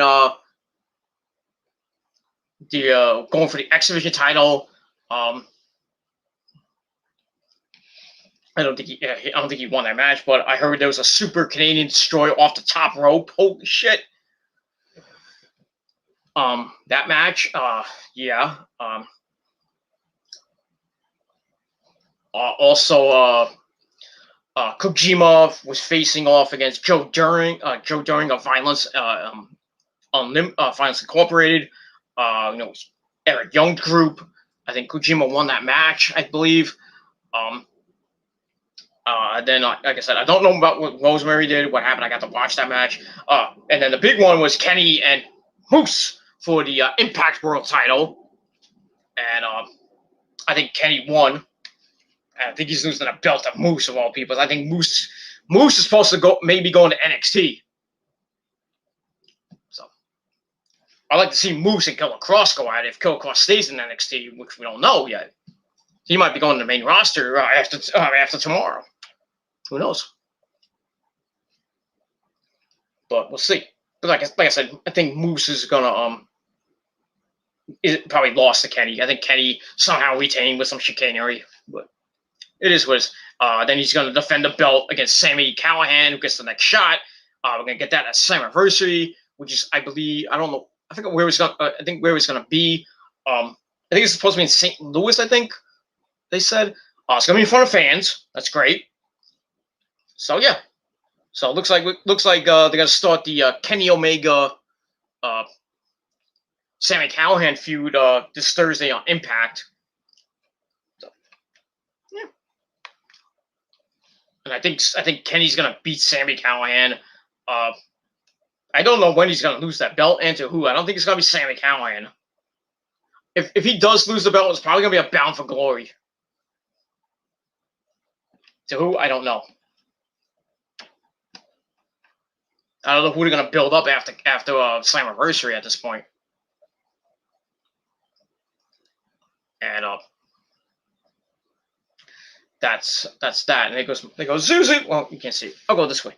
Zuzu, the wrestling cat on the table. Say hello, Zuzu. Zuzu. There she is. You heard her. Hey, gonna come? Come on, baby. Come here, baby. Come here, my little munchkin. Come here, my munchkin. Cat, come here, the wrestling cat. Come here, baby. I'm here. Say hello to your fans. Say hello to my little kitty. I love this cat so much. She's my little girl. I love her. She's a girl, by the way. Love her to death. I've had her for like a long time. I think ever since Sandy, I think. 2012, 2013, I think I got her. So it's been like about 8-9 years I had this little shit. You little shit. You are into little shit. My little baby, my baby girl. So better than, me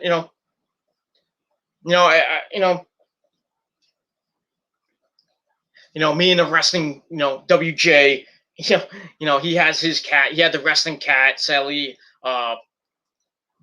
His cat died. Now he has another cat. Now he has a dog. The wrestling dog, I guess you can call it now. But this right here, ladies and gentlemen, is the wrestling cat right here, Zuzu. Zuzu is the official wrestling cat of YouTube. Right? That's right. You gotta say something to your fans? You gotta say something? Fuck you! Fuck you! Fuck you all! And I'll bite you in the ass.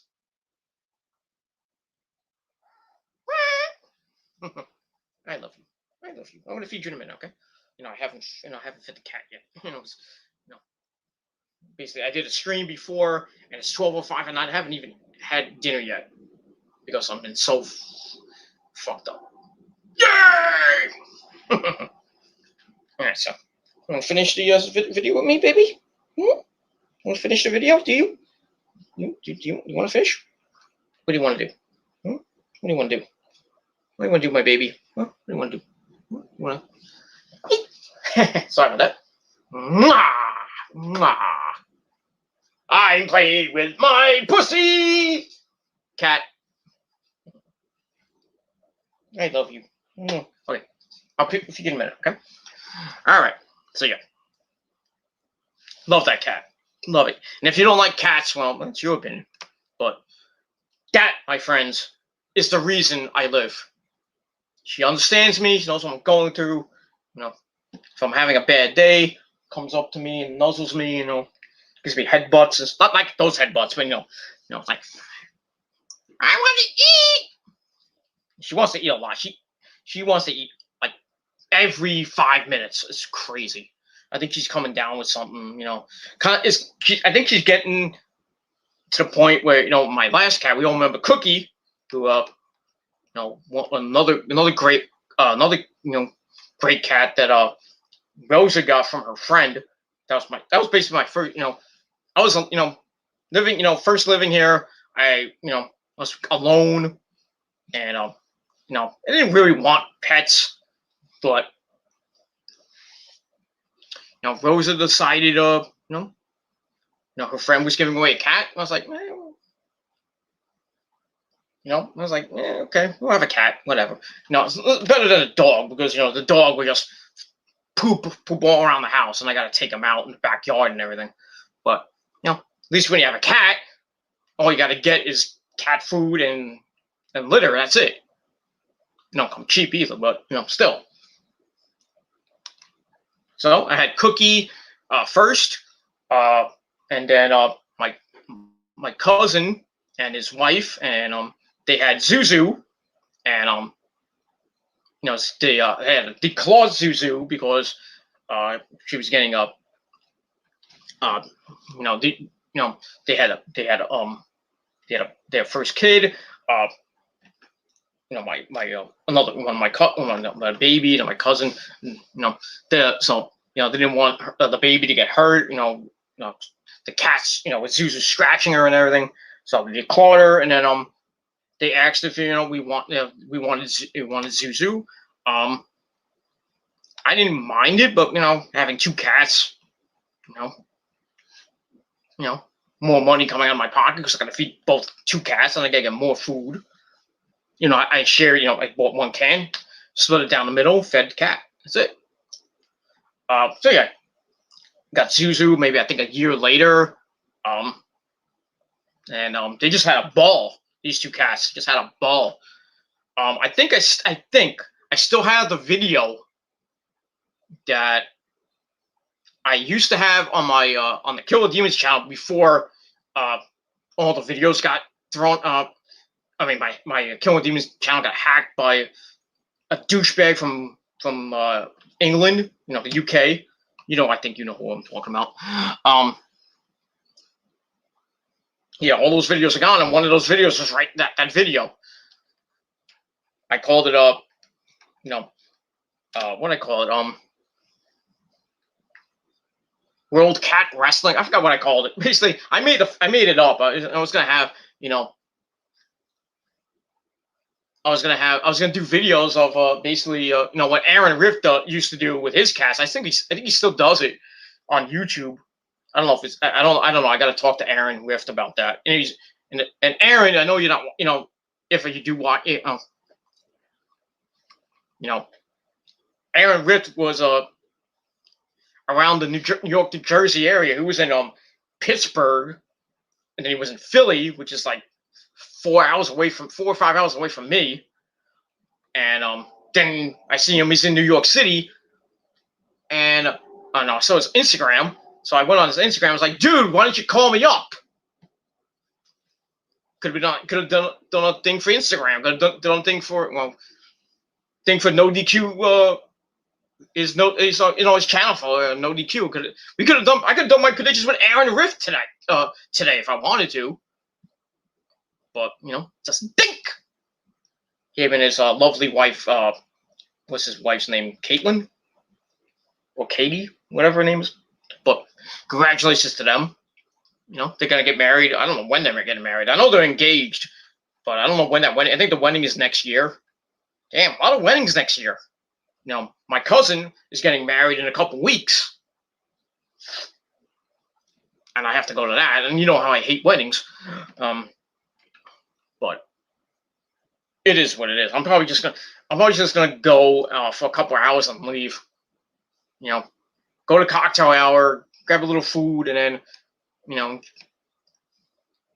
watch the festivities. Get bored, playing on my goddamn phone, look at wrestling results or wrestling news, or just fiddle around on Facebook, Twitter, and Instagram and YouTube,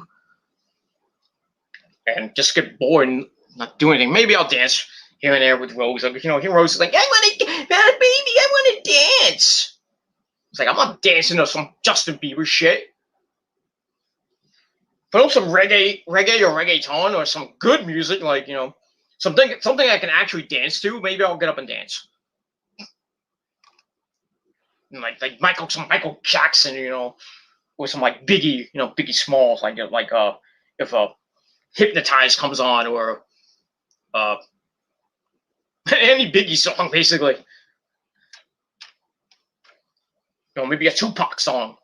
Like California Dream, California Love comes on, or something like that, or maybe the '80s song comes on, like Duran Duran, or Aha, or basically anything from the '80s. That's the '80s were a good year. The '80s were a great time, great music, great dance music, freestyle. In the late '80s, some of the '90s had some good stuff. Mostly was grunge and some freestyle in there, rap, mostly gangster rap. Biggie coming out, and Tupac, Snoop Dogg, Dr. Drizzy, and then later Eminem and Ja Rule and 50 Cent, stuff like that. That I can songs I can dance to, that are awesome. When I in my clubbing days back when I was like 21 years old. Hell, that was like 20 years ago. Not 23 years ago, but when I first went to the club with my good buddies, my best friend Alex and his brothers, and all the good people I met, back in the clubbing days, all the girls I used to dance with, and grinding on my super dick.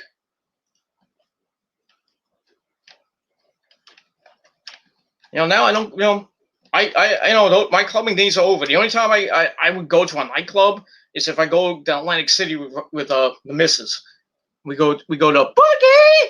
We go to Boogie Nights, or we go to Providence, which is in Tropicana. So we usually we go to one of those places, but mostly we go to Boogie Nights. Of course, we usually go there. Sometimes we'll go there Friday night, which is 70s and 80s night, which is the best night to go. But sometimes we go on Saturday nights and they have it's like random night. I think they have like theme night. I forget what it was like. So I don't remember going on Saturday night to Boogie, and I forget what music they played. I think it was 2000s. Sometimes they'll play 80s too, but I think it was just random, just a random night. They'll play anything on Saturday night. Thursday night, we used to go Thursday and Friday. Thursday nights was like 90s night. They play all 90s music, and some 2000s here and there, but mostly was like you would hear Biggie once in a while. You hear like some good stuff, But I'm not a big '90s guy. Besides Biggie and Eminem and not Eminem, Biggie and Tupac and Snoop Dogg and Dr. Drizzy. The '90s were some decent music. The birth of grunge music. With Nirvana and Alice in Chains and Soundgarden and Pearl Jam. Those bands. Not much metal. I mean, there was some metal albums on Ozzy came out with Osmosis. I think Pantera came out with a couple albums. Judas Priest came out with a couple albums. So metal was still there, but it was getting overshadowed by grunge. When Nirvana just took it to the moon. Nice, as Cameron Grimes says. But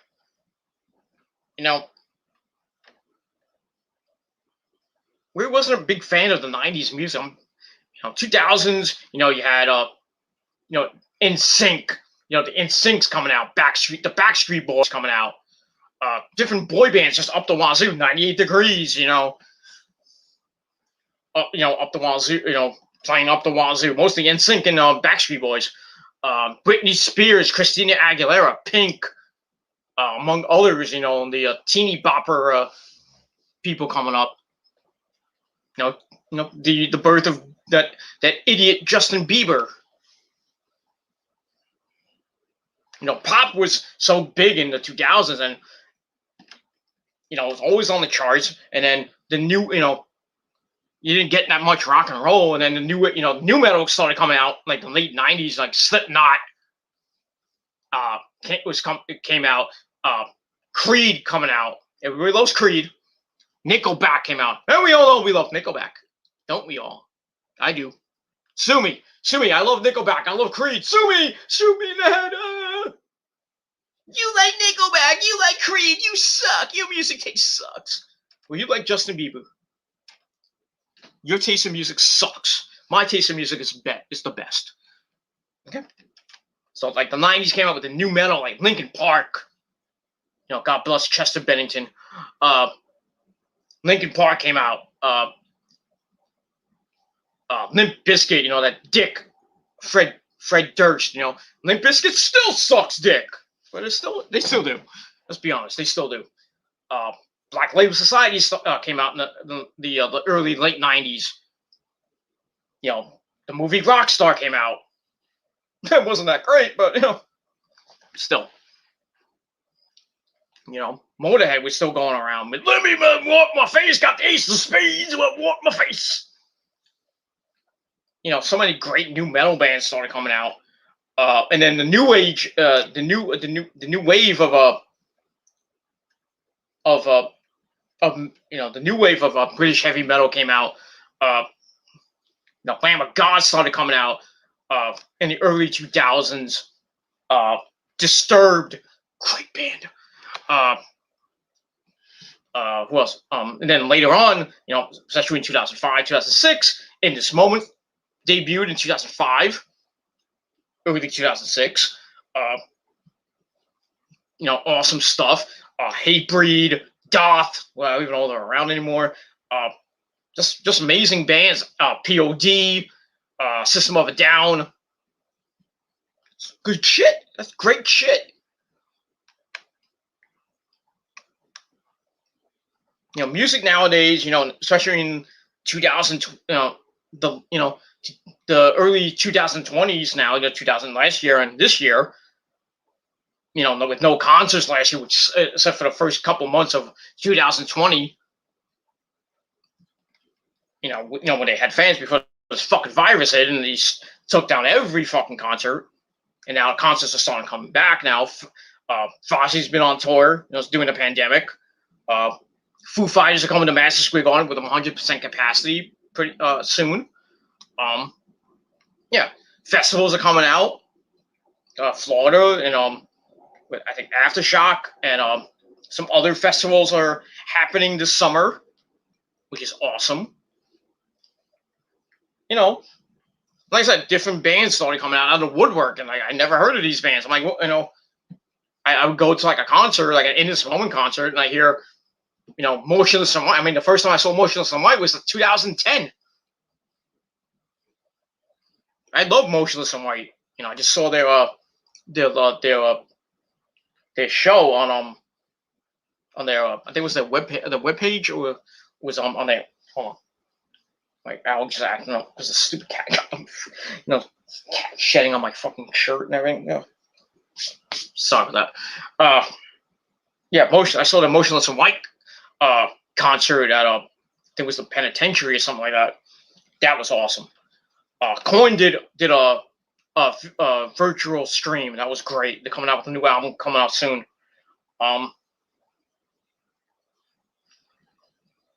You know, stuff like that, and you know, when I got the, like I said, Motionless in White, I started listening to in 2010. You know, some other, I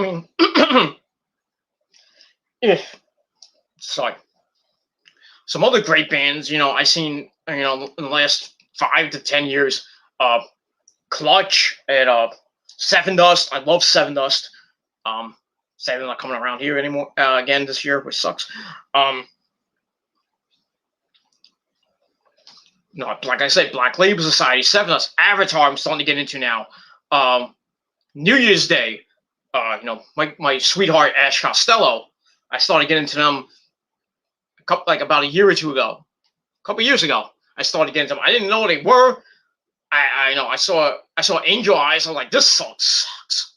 You know, I thought they sucked. You know, for all you New Year's Day fans out there, you know, and I would go on there. You know, I would watch the videos. I'm like, this is God. I mean, you know, lead singer looks hot, but you know, I'm not a big fan of it. But over time, you know, with the new stuff that was coming out with New Year's Day, with Diary of a Creep, the album's Diary of a Creep, uh, uh, uh, the one out before that one, damn it, I mean, the last album they had, not this, before Unbreakable came out, the last album, the EP that came out, Skeletons, like one of my favorite songs that they sing, among the other. I mean, I had to get everything. I basically have almost everything now from New Year's Day, which is awesome. And I met Ash, I met Ash at the In This Moment show back in 2019. Don't we make a nice couple? You think? Women love me.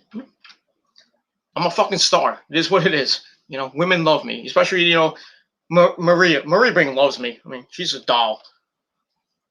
She is the metal goddess.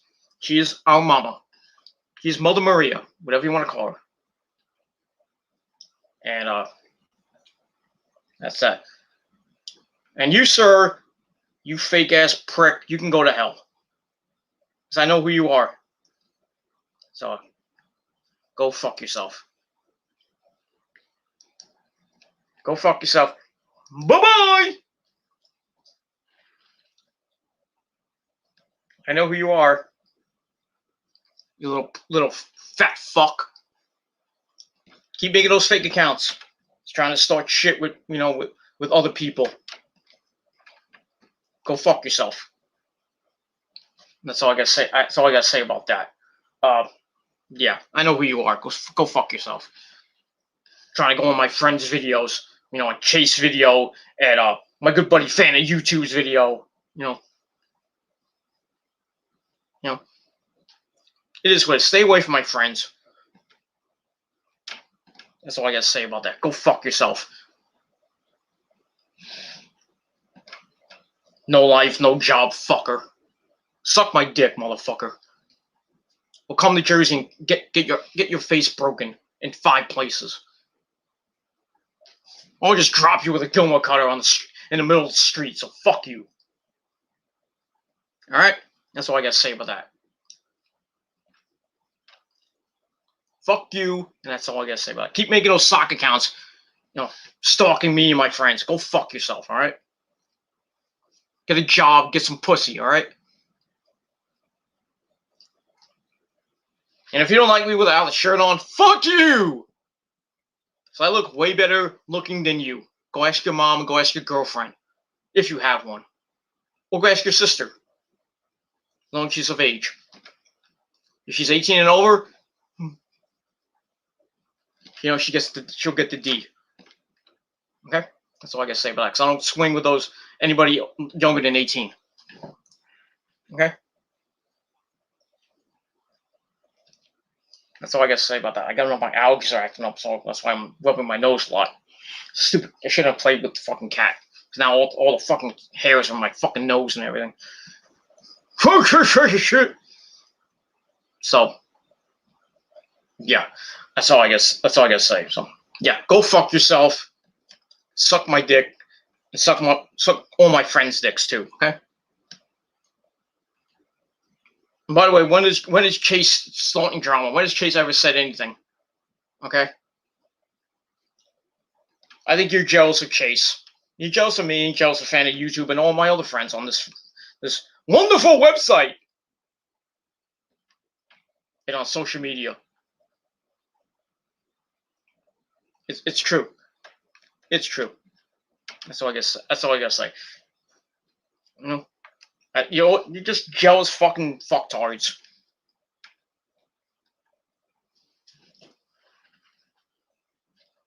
I know you're gonna try to clip some stuff and try to expose me saying this and that, do videos. I don't give a shit.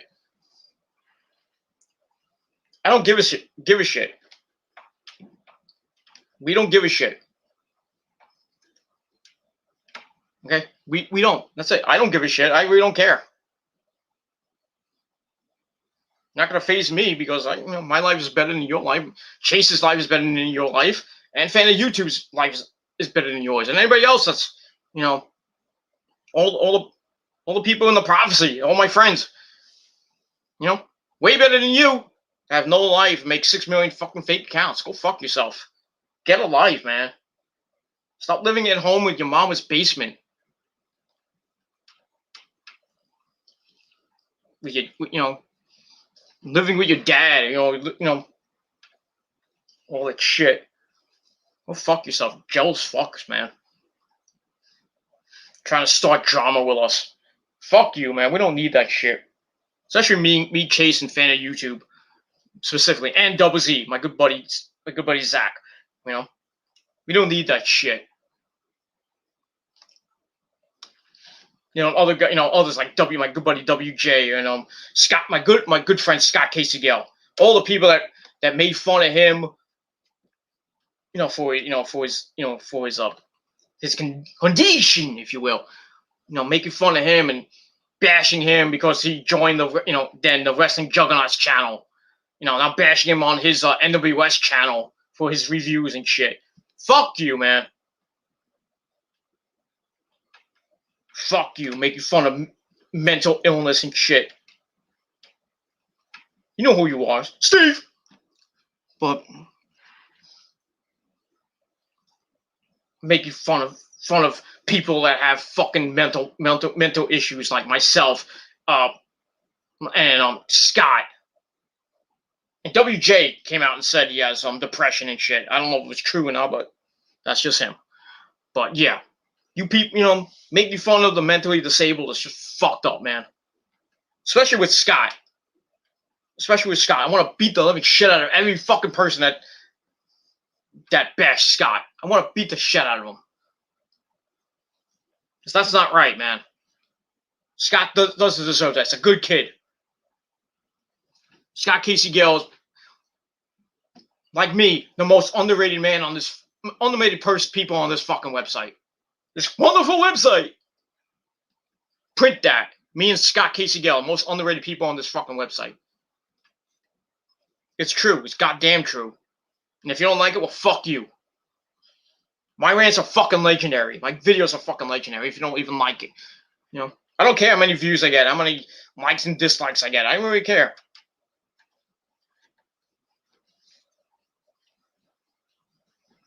Oh, you're a pussy because you disable the likes and dislikes. You think I care?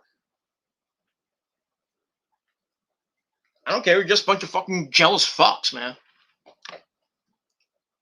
That's all I gotta say about that. And if you don't like it, well, get the fuck off. But if you want to leave a dislike, I don't care.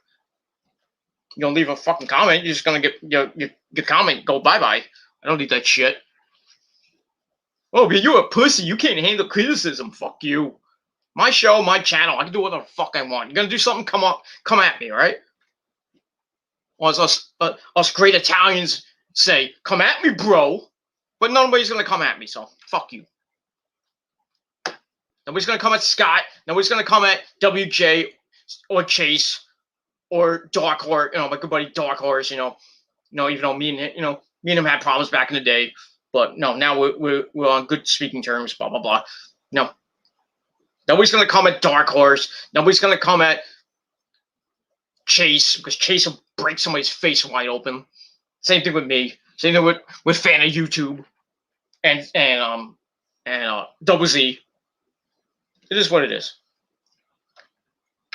That's it. Fuck you. Fuck you. Fuck you. Fuck you. And oh yeah, fuck you.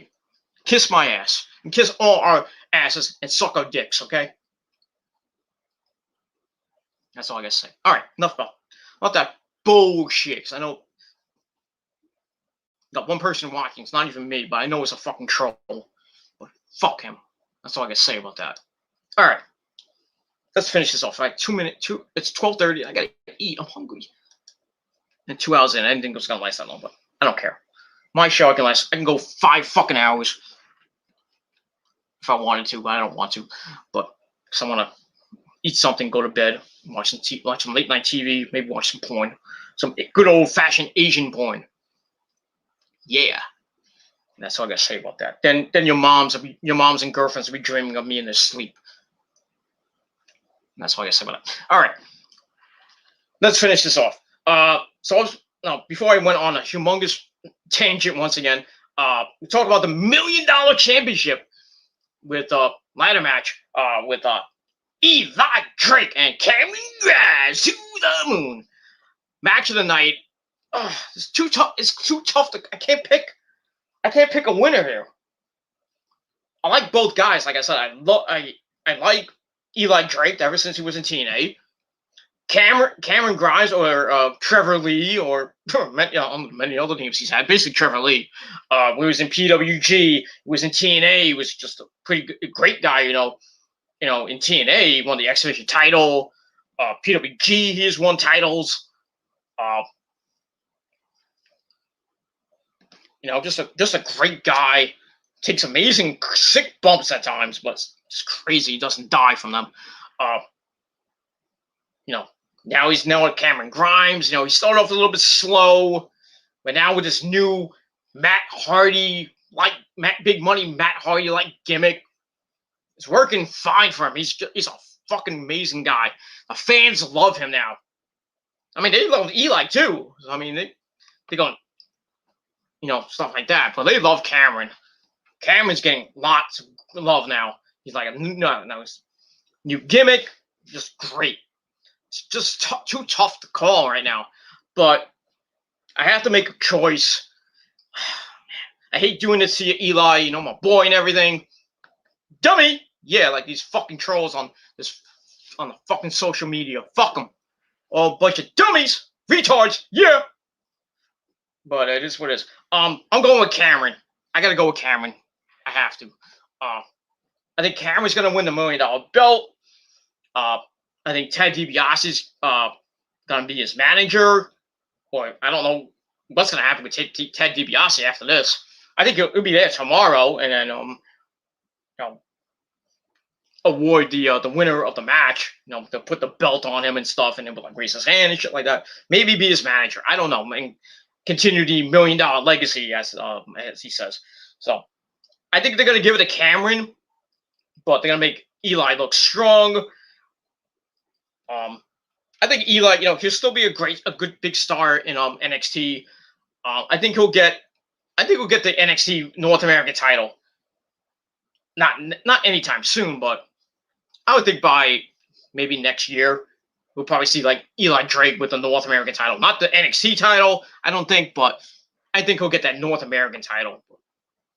We'll see. As far as Cameron goes, I think he'll hold that $1 million title for a little bit. I don't know if it might go back and forth. I really don't want that to. I'd rather have Cameron win the belt, hold it for a while, and if this is going to be, I hope this is not like they just give him the $1 million belt and it's going to become like the 24/7 title, which is barely defended anymore. Because you got an idiot like R-Truth who's still in the company for God knows, I don't know why. He doesn't defend the belt anymore. Thank God we don't see that crap on Raw anymore. This is boring. I mean, that 24/7 title should just be blown up. And R-Truth should just go bye-bye. He's boring. Like most of the other people that have gone after that belt, like Drew Gulak, release him, get him out. And what's his name? Akira Tozawa, go to PWG. Drew Gulak could go. I don't care where he goes. Get him out, and basically the Lucha Jobber Party, Lindsay Dorado and Grandma Talik, they can go back to CMLL for all I care. Go back or go to TNA. Maybe go to AEW. I don't know, but that would be an interesting thing if they do that. If they go to AEW, that would kind of be interesting. Imagine this: they go to AEW. You got Phoenix, and you got Pentagon, zero miedo, like I do. I have zero fear from you fucking trolls. So you make a great fucking stable. You have Pac too. You can make the Death Triangle, make him even more bigger. Yeah, Pac, Ray Phoenix, Pentagon, and the Lucha Jobber Party. And there's a Wilder there. Throw in Andrade too. Make a whole big Mexican stable. But, you know, that might be a far-fetched idea to have the Lucha Java Party go to the AEW. You know, because they'll probably just be on Dark and Elevation and maybe Rampage.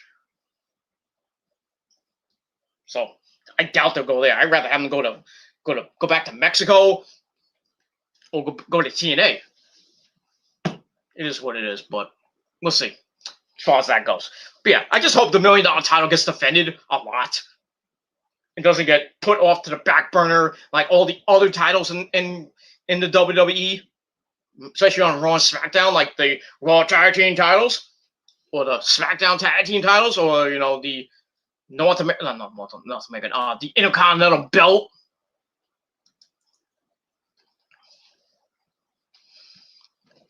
Or the United States belt, tell by two guys are pretty good in the mid carders though, but still they haven't defended the belts much. No, at least Apollo Crews and his buddy Commander Aziz, at least he defended the belt against Kevin Owens, but at least like finally he defends the belt once in a while.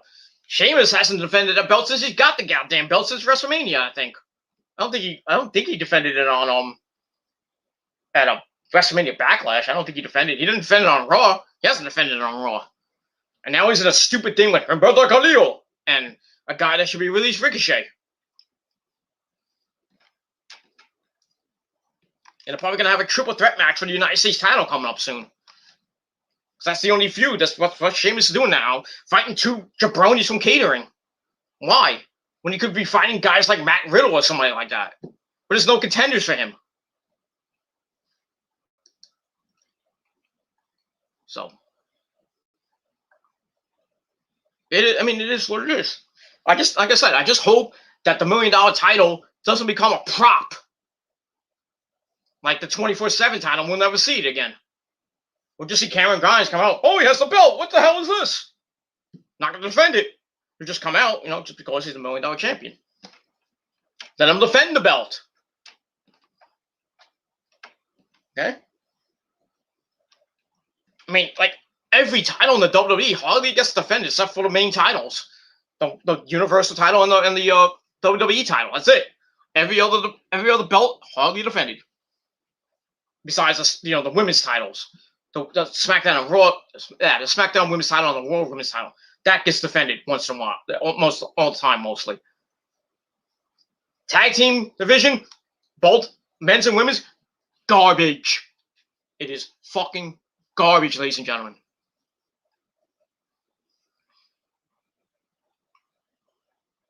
When are AJ and now AJ and Omos, the big Black Diesel, are going to fight War Machine for the tag team belts. Actually, finally going to defend those goddamn belts for once. Against somebody other than the New Day. The New Day, That's it. That's great. SmackDown. You got Dominic and Rey as a SmackDown Tag Team Champions. But what are they doing now? They're in a fucking feud with fucking Roman. But you got no tag teams on SmackDown. All you got is Dolph Ziggler and Bobby Roode who might be getting released. Both of them might be getting released. Who knows? The Dirty Dogs, the former champs. You got the Street Profits, who were champs, and then they lost to the Dirty Dogs. And you got Otis and Chad Gable. And Otis might be going bye-bye.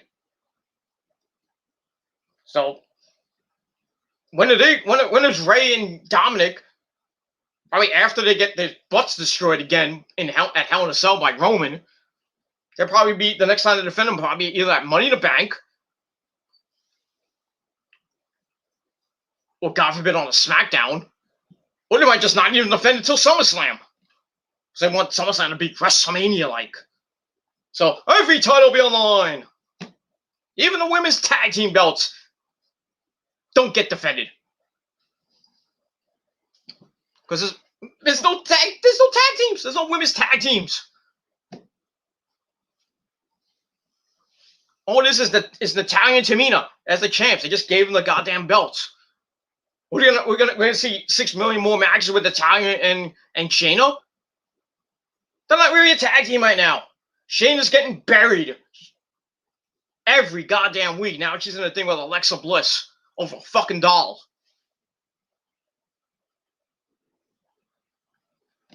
There's no tag teams. They broke up Lana and Naomi. Naomi's in catering, baking cookies. They got rid of the Iconics. And where are they going? AEW. Dana Brooke and Mandy Rose. That's all. That's it. That's it. 2 tag teams. 2. Actually, basically 1. Dana and Mandy, the only team that can face Natalia and Tamina right now. It's not gonna be Shayna and Nia. Shayna's in that stupid storyline with Alexa Bliss over that fucking doll. Nia's with just doing her thing, botching with Reggie. Botching, probably having sex with Reggie. Who knows? Dana and Mandy Rose are in catering with Naomi, baking cookies. With Carmella. And Nikki Cross is starting to get a little push. Now 3 wins in a row on Raw. That's nice. But she's gonna be put back in catering because she's gonna get a title shot against Rhea Ripley, lose. At least she gets the title shot. Then she's back in catering. Goodbye. Or gets released. And probably goes to AEW or goes to TNA. Then where else are you gonna go? At this point, They bring back a dumb bitch named Eva Marie, who may or may not wrestle. Have a bodyguard who I don't know who. It was not Parker Bordeaux or who's it gonna be? Who's gonna be her bodyguard? Bobby Lashley? Probably not. That's the only strong guy I can think of. No. Why can't they just put him in the love angle with Angel Garza? Gives you an idea, but nobody will care. Because nobody cares about that slut Eva Marie. Nobody cares. They release Mickie James. They release all these other women like Lana and Santana Garrett and everybody. They release everybody else because budget cuts and shit. Bullshit. You release Aleister Black just for budget cuts, but then we want to bring him back, but he's going to AEW. It looks like, even though Heyman and Bruce want to bring him back because they went to bat for him and Vince likes him. So why did you release him? Budget cuts. Bullshit. He had a good thing going with him, this Dark Prophet gimmick or Dark Father gimmick, whatever it is. He was supposed to have a great entrance and theme. And he was going to start a program with Big E. And now where's Big E? Big E's teaming with Kevin Owens. Mid-card hell. That's where he is. It's pretty soon, Big E going to the catering with Titus. Making some steak or whatever. There's no stars in WWE besides Roman. That's it. Roman's carrying that goddamn company on his goddamn back. WWE's in trouble. It's basically dead. I still don't understand how they got a 1.6 for Raw. A horrible Raw. 1.6. How? I mean, really? With basketball and baseball on, they get a 1. I mean, it's a horrible rating, but 1.6. How's it go up from 1.4 the week before to 1.6? They should have got a 1.1 for that garbage show that was on Monday night. 1.2 and 1.1 for that horror fest that it was.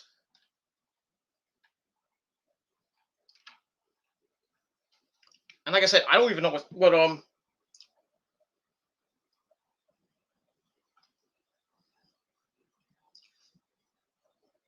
I don't even know what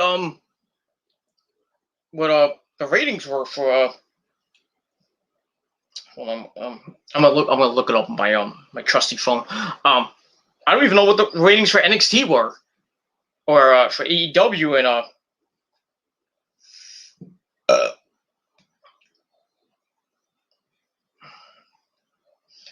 I don't even know what the ratings that came out yet. Blah blah blah.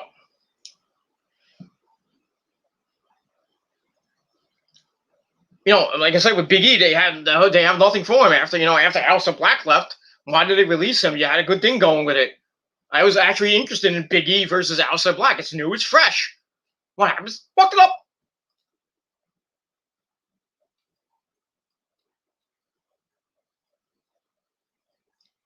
I mean, really,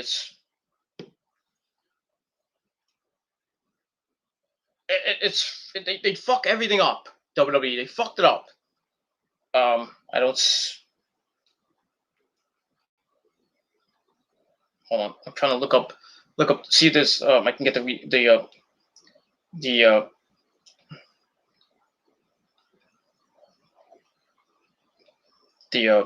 the news, and I can't find it. Sucks when you have it on your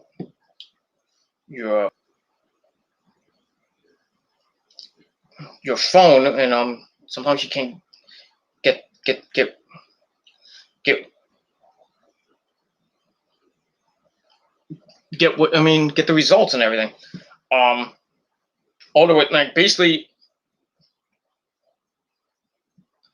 they're talking about Killer Cross maybe come up to the main roster soon. They're taking away the Saito suplex, which is ridiculous. I mean, they want to protect our superstars. Bullshit. Uh, they still want to do the Rock versus Roman Reigns, maybe at WrestleMania 38 or 39. Uh, Something I forgot to mention on my SmackDown review, which was kind of funny. Remember the Ding Dong Hello segment with Bailey and Seth Rollins?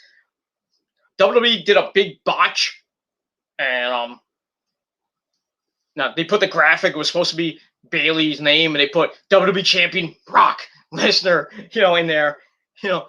So it was like, oh, when did Bailey become transsexual? When did she turn into a man? I mean, now his name. Now you should know. Bailey's name is now Brock Lesnar. So big botch by WWE last night on SmackDown. Oh boy. John Cena. This is actual. I think this is breaking news.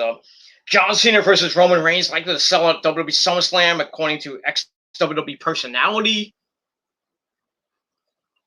We look into that. Who said that?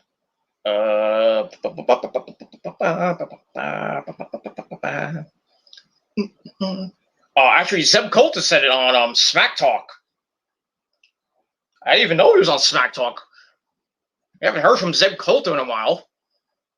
Was he still hanging out with Alberto Del Rio and well, basically nothing, doing nothing. Yeah, so that was that. So yeah,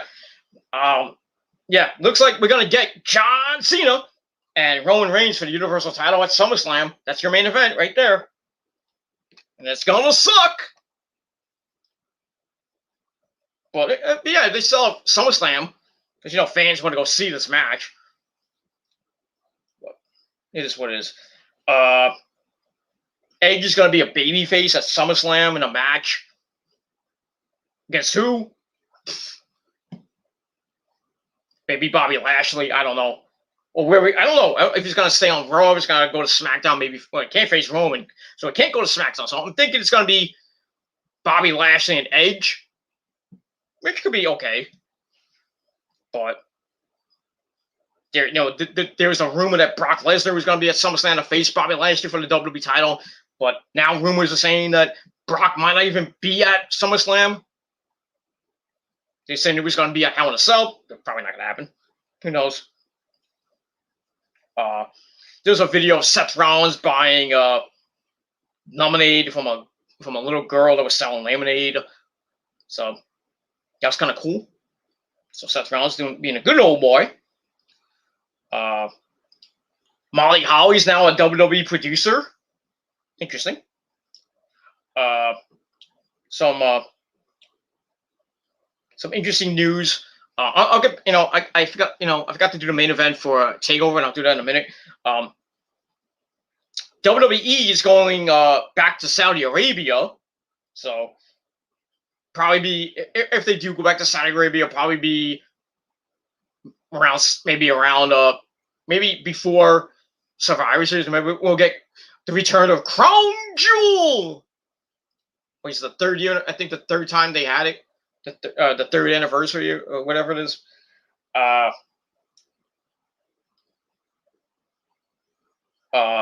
They haven't. As far as I know, that I'm trying to see.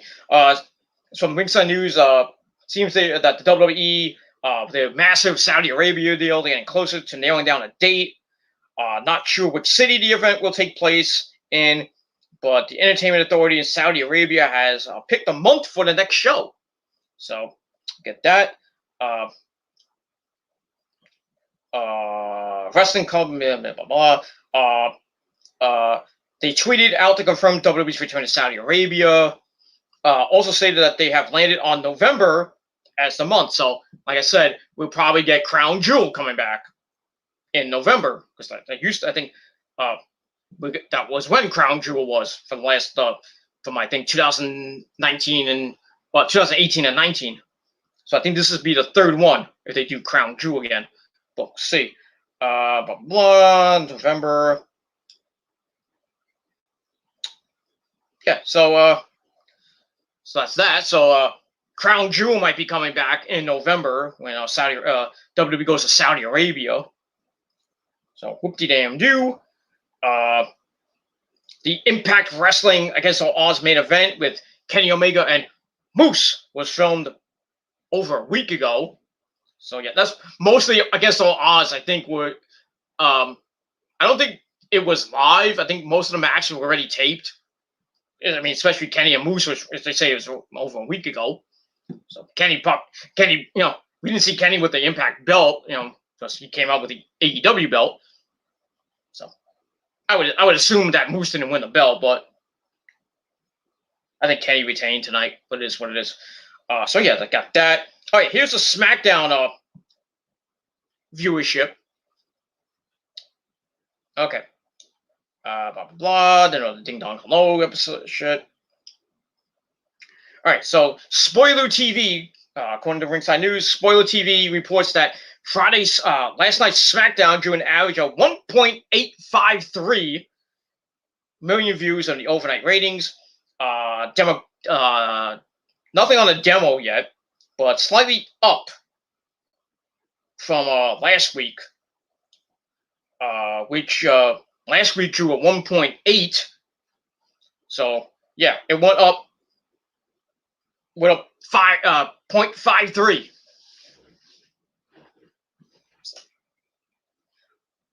And they did a 0.7 in the demographic last week. Yeah, which was up from that was up from last week, from the week before.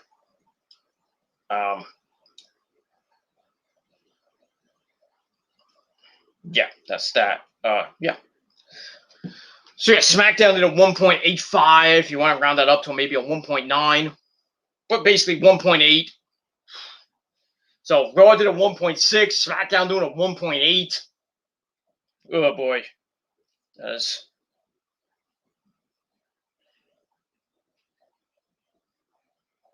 that. Let's see what else. I know what's going on. I gotta finish this up. John Cena avoided a question about his WWE return, so maybe he's not coming back. But I think he might come back. This saying that he was advertised for the July 16th SmackDown, and now they're saying that like I just said, John Cena and Roman Reigns want to sell out SummerSlam. So that story is kind of like, if Cena's just like trolling people, saying, oh, I'm not coming back, children, I'm not coming back. And then next thing you know, Cena's on SmackDown. Oh, I'm going to face Roman for the WWE title, for the Universal title at SummerSlam. start that feud right before Money in the Bank. It is what it is. Oh, here's something interesting about the man who might be NXT champion tomorrow. Our good buddy Adam Cole, baby. Adam Cole says that he would run WWE Raw or SmackDown. Oh, imagine that.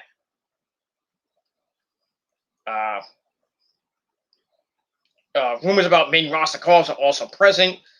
Basically, Cole says he heard it all. Speaking on the conference call, Adam Cole addressed the idea of showing up on the main roster. Hopefully not. He says he was very confident about how things will go for him as well. Hopefully he doesn't. Basically, he said, could Adam Cole show up on Raw or SmackDown? Maybe. Would Adam Cole run Raw or SmackDown? You're damn right he would. So that's what he said. Basically, meaning basically just be the star of Raw or SmackDown. I would think he'd be the star of Raw because if you go to SmackDown and Roman's there, no. As much as, Raw sucks, but a guy like Adam Cole, you put him as the face of Raw, let him have the WWE title for about 3 years, 2 years, 3 years. Yeah, give him the title, let him run with it. Bring up the rest of the Undisputed Era, reform them, maybe at like a WrestleMania or something like that. Maybe, just maybe, Raw might be actually good. Maybe. That's a stretch, but maybe. With Adam Cole, maybe Finn Balor coming up. Feel like Killer Cross. With that roster they have, Bobby Lashley, Drew McIntyre, AJ, Omos, the War Machine. The big stars. Basically, Randy Orton is wanting his voice. The New Day. Adam Cole on Raw. I think he will. If he's on Raw, as long as Vince doesn't fuck him up, because he will. I think he would be the face of Raw, and Roman be the face of SmackDown. I think Roman would still be the face of SmackDown when he loses that belt. He'll still be the face of SmackDown. He'll be the greatest thing since sliced bread. Cole said he's sick of getting asked if he's done everything he can at NXT, blah, blah, blah. He still has more to accomplish. Seems he is confident, but also not really eager to leave the black and gold brand just yet. So he may not leave after tomorrow, but he will probably be leaving soon. Same thing with Killer Cross.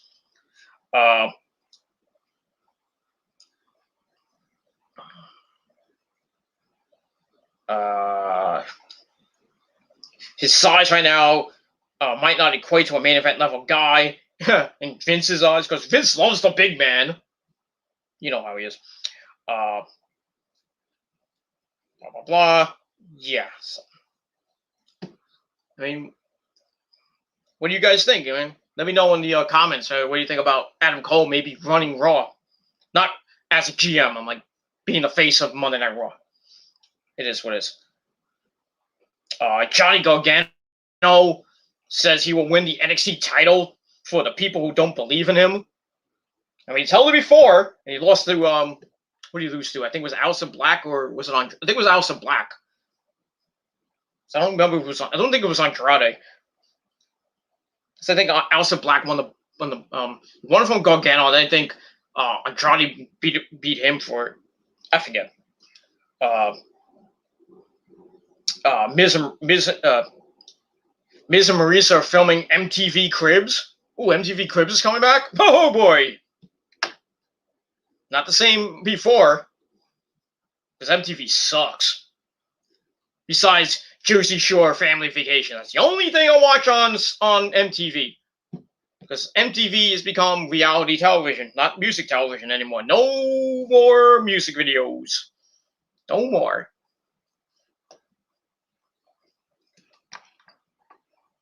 And you can't blame Ozzy for that. Blame basically the people from MTV when they started reality television with The Real World, and then they branched out with Road Rules and all these other crappy shows that are on now. Siesta Keys and these ridiculous dating shows that Vinny and my good buddy DJ Paulie D are on now. You know, Double Shot of Love. I mean, what the fuck, man? Really?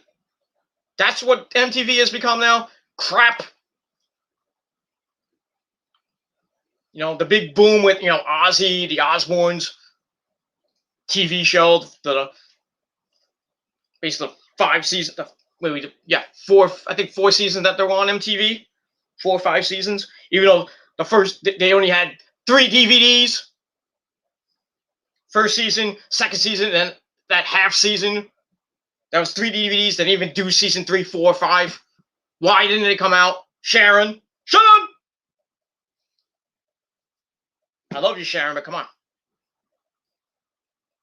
mean, it's hard to find those episodes, too. Especially on YouTube.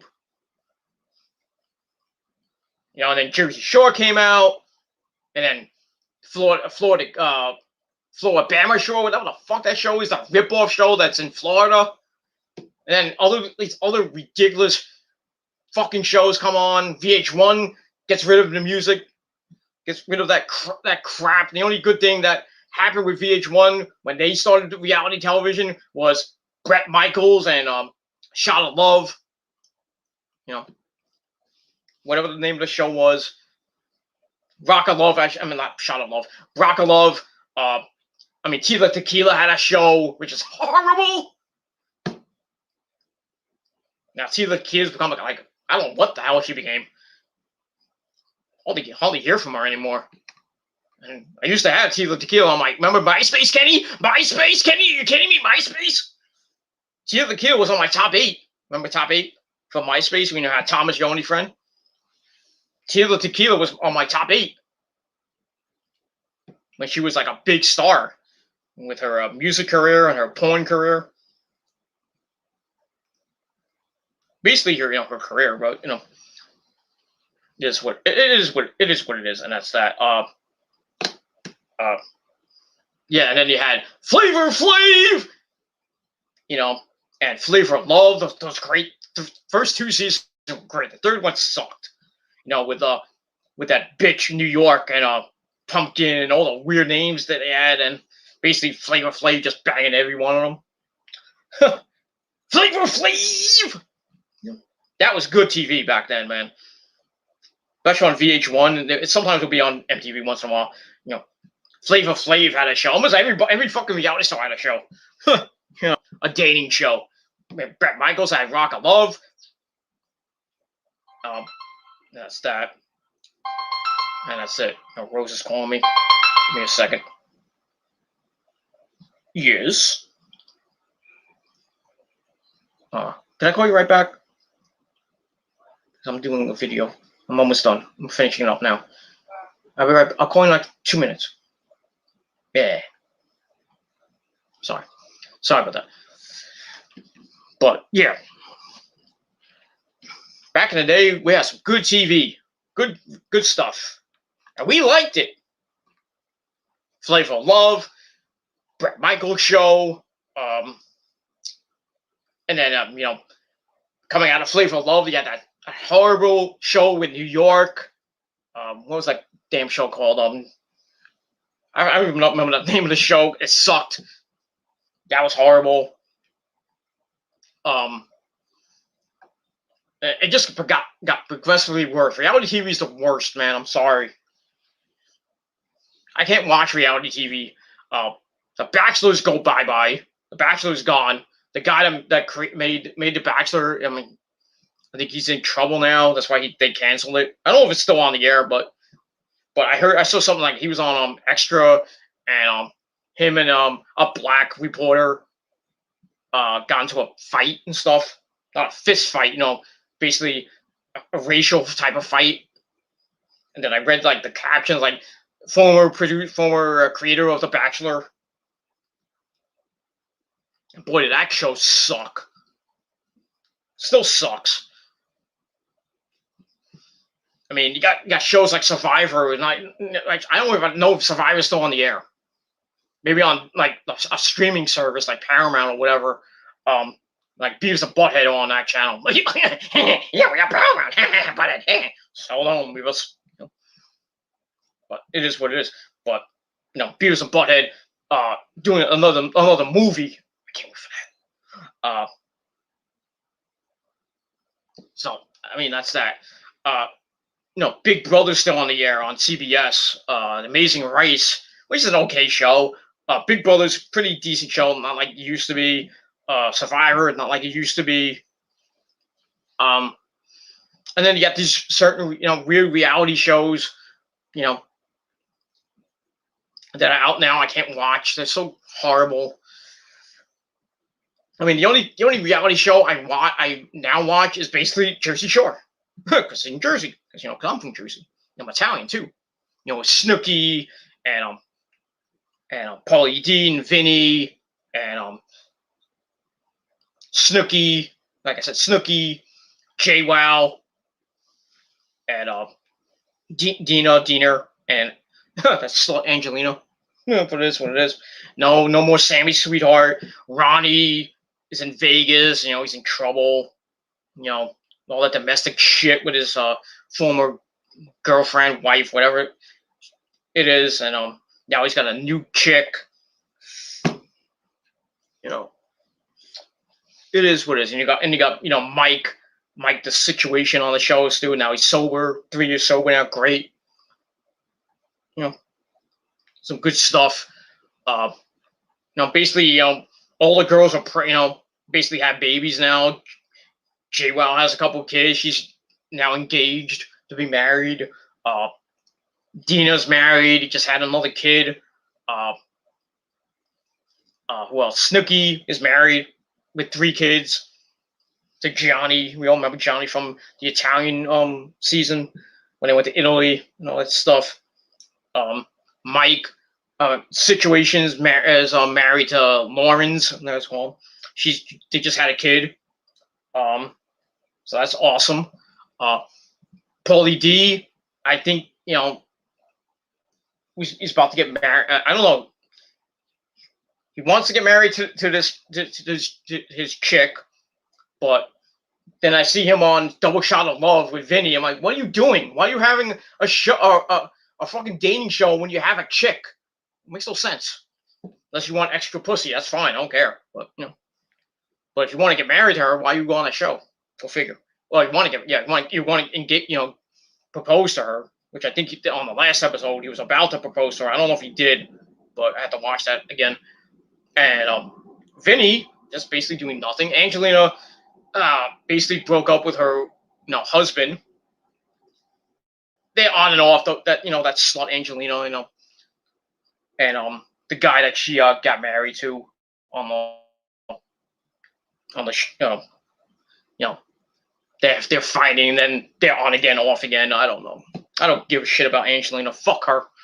Not literally fuck her, but I mean fuck her. But that's it. And that's that. We're getting close to 3 hours. Holy crap! I'm gonna finish this up. Let's quickly do this. Bobby Lashley says the time is now for the Brock Lesnar match to happen. So who knows if that's gonna happen at SummerSlam? Caleb Braxton bashing fans for mocking her biracial background. I mean, you people need to lay off on Caleb. Come on. Other than that, I don't see anything about let me quickly. I did not want to do that. No NXT rings as of yet. They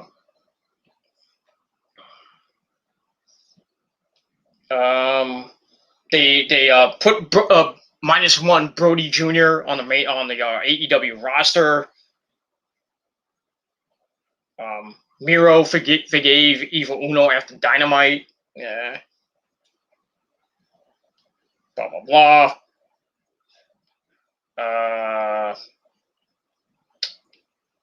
I don't see any ratings. I'll probably be out tomorrow for NXT and for AEW for those ratings. So we'll find them out probably tomorrow. All right, let's finish this. All right. So basically, the finishes up. Let's talk quickly about the NXT Championship Fatal 5-Way match. Killer Cross with Scotty Badu taking on Kyle O'Reilly, Adam Cole, baby, Johnny Gargano with Austin Theory, and Pete fucking Dunne with Oney Lorcan. This could go any way. I mean, there's no way. I don't think Gargano's winning, so I think he's, throw him out. Pete Dunne, I don't think so. I know he will be someday, but I don't think right now. So, so he's gone. Kyle, it depends. That depends. I don't think he's gonna win. So basically, it's coming down. It's basically Killer Cross and Adam Cole, which we should have got. Way before the whole thing with Keith Lee came in, when he won the title from Adam Cole, and then Killer Cross won at that Takeover, and then then he separated his shoulder, then he had to give it up, and then he got it back at Stand and Deliver against Finn Balor. Now he's held the title, and everybody thinks he's so special. Nobody respects him. Nobody likes him. Adam Cole basically ripped him a new asshole. It's like, you're not special. You're just smoke and mirrors, stuff like that. So it's basically Killer Cross versus Adam Cole, the one-on-one match that we should have had, not this Fatal 5-Way match. Not anything bad about Kyle, Pete Dunne, or Johnny. I mean, they got screwed out of that number 1 contendership match by Adam Cole. But this is basically Killer Cross, Adam Cole. That's it. We're just side people. Now, like I said, with the NXT call-ups possibly happening soon, I think if Killer Cross goes to the main roster, he's dropping the belt. And he doesn't even have to win the match. He could lose the match, to whoever, Adam Cole could pick Kyle O'Reilly. Adam Cole's the winner, and Killer Cross, lost the belt. He didn't even win. I mean, it is what it is, but still, yeah. So yeah, if Killer Cross does drop the belt, he's going to the main roster. That's automatic. So I think if he does drop the title, he's dropping it to Adam Cole. And that's my prediction. Adam Cole's going to win the NXT title, and then he's probably going to lose it to Kyle, because they got to finish that little feud up. Because they kind of didn't finish it, but it's still what it is. So I'm going to go with Adam Cole to win. Killer Cross goes to the main roster. Probably be the face of Raw for now until Adam Cole comes up. But then again, Killer Cross can win. Adam Cole either takes the fall, or he takes the pinfall. He loses to Killer Cross. Killer Cross pins him, and then Adam Cole goes to Raw, becomes the face of Raw. So it's a toss up. It's basically a toss up between Cross retaining and Adam Cole winning. What do you pick? I mean, logic tells you Killer Cross is probably going to win this match, because this is his second defense. But fans don't like. I mean, they're not getting. They're not cheering him. They're cheering Adam Cole right now. So, I mean, logic tells you. Like I said, logic tells you Killer Cross should retain. But like I said, with these NXT call-ups probably coming up soon, I don't know when. Maybe after tomorrow. That one of them is going to be on the main roster. I'm going to be on Raw or SmackDown, probably this week or soon. So I'm going with Adam Cole, not because I'm an Adam Cole mark. I just think Killer Cross is going to go up first. But like I said, it's either or at this point. But I'm going with Adam Cole to win the belt. And I don't think he may or may not hold the belt for long. I think he's probably going to lose to Kyle. Maybe at the next Takeover, but it is what it is. All right, so quick sum up of my predictions. I got Bronson Reed and MSK to retain their belts over Legado del Fantasma. Raquel Gonzalez to retain over Ember Moon for the NXT Women's Championship. I got Xia Li to beat Mercedes Martinez. For the $1 million title, I got Cameron Grimes beating Eli Drake. And in the main event, I got Adam Cole, baby, to win the NXT title from Killer Cross. That's it. So that's your predictions for NXT in Your House 2. Should be a pretty decent show. We'll see what happens tomorrow night. Like I said, I'll probably do the review sometime Monday because, like I said, I'm probably not going to do it tomorrow because I got to go to bed really early tomorrow. So probably not going to, I may or may not do it tomorrow. I don't know. Depends, what happens tomorrow night. But if it's not tomorrow, probably be doing it sometime Monday, probably before Raw goes on the air. That's that. So we'll see. We'll see what happens tomorrow with that. So it should be a pretty decent show. Not the greatest card. So this might be the weakest takeover. It might not be the best takeover, in history, but might be the worst. Who knows? But we'll see what happens tomorrow night. So that's all I got to say about that. Thank you for watching this long, almost 3-hour video. I didn't think it was going to go that long, but it is what it is. If you don't like it, kiss my ass. And for all you trolls, suck my dick. Go fuck yourselves. Blow me. Because you're not going to do anything about it. You're not going to face me. Keep being jealous of me and my friends. Chase and fan of YouTube and Double Z and Joe Cronin and everybody else. Be jealous. Keep disliking the videos. We don't really care. Thank you for the views, though. It is what it is. So that's it. Go fuck yourselves, trolls.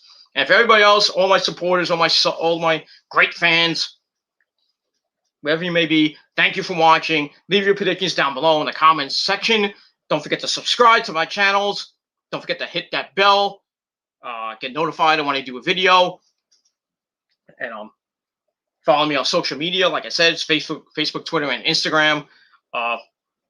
And don't forget to share the video all over the internet. And that's all I got to say about that. So thank you for watching. I'm going to grab a late night snack, talk to Rosa for a little bit, edit the video up.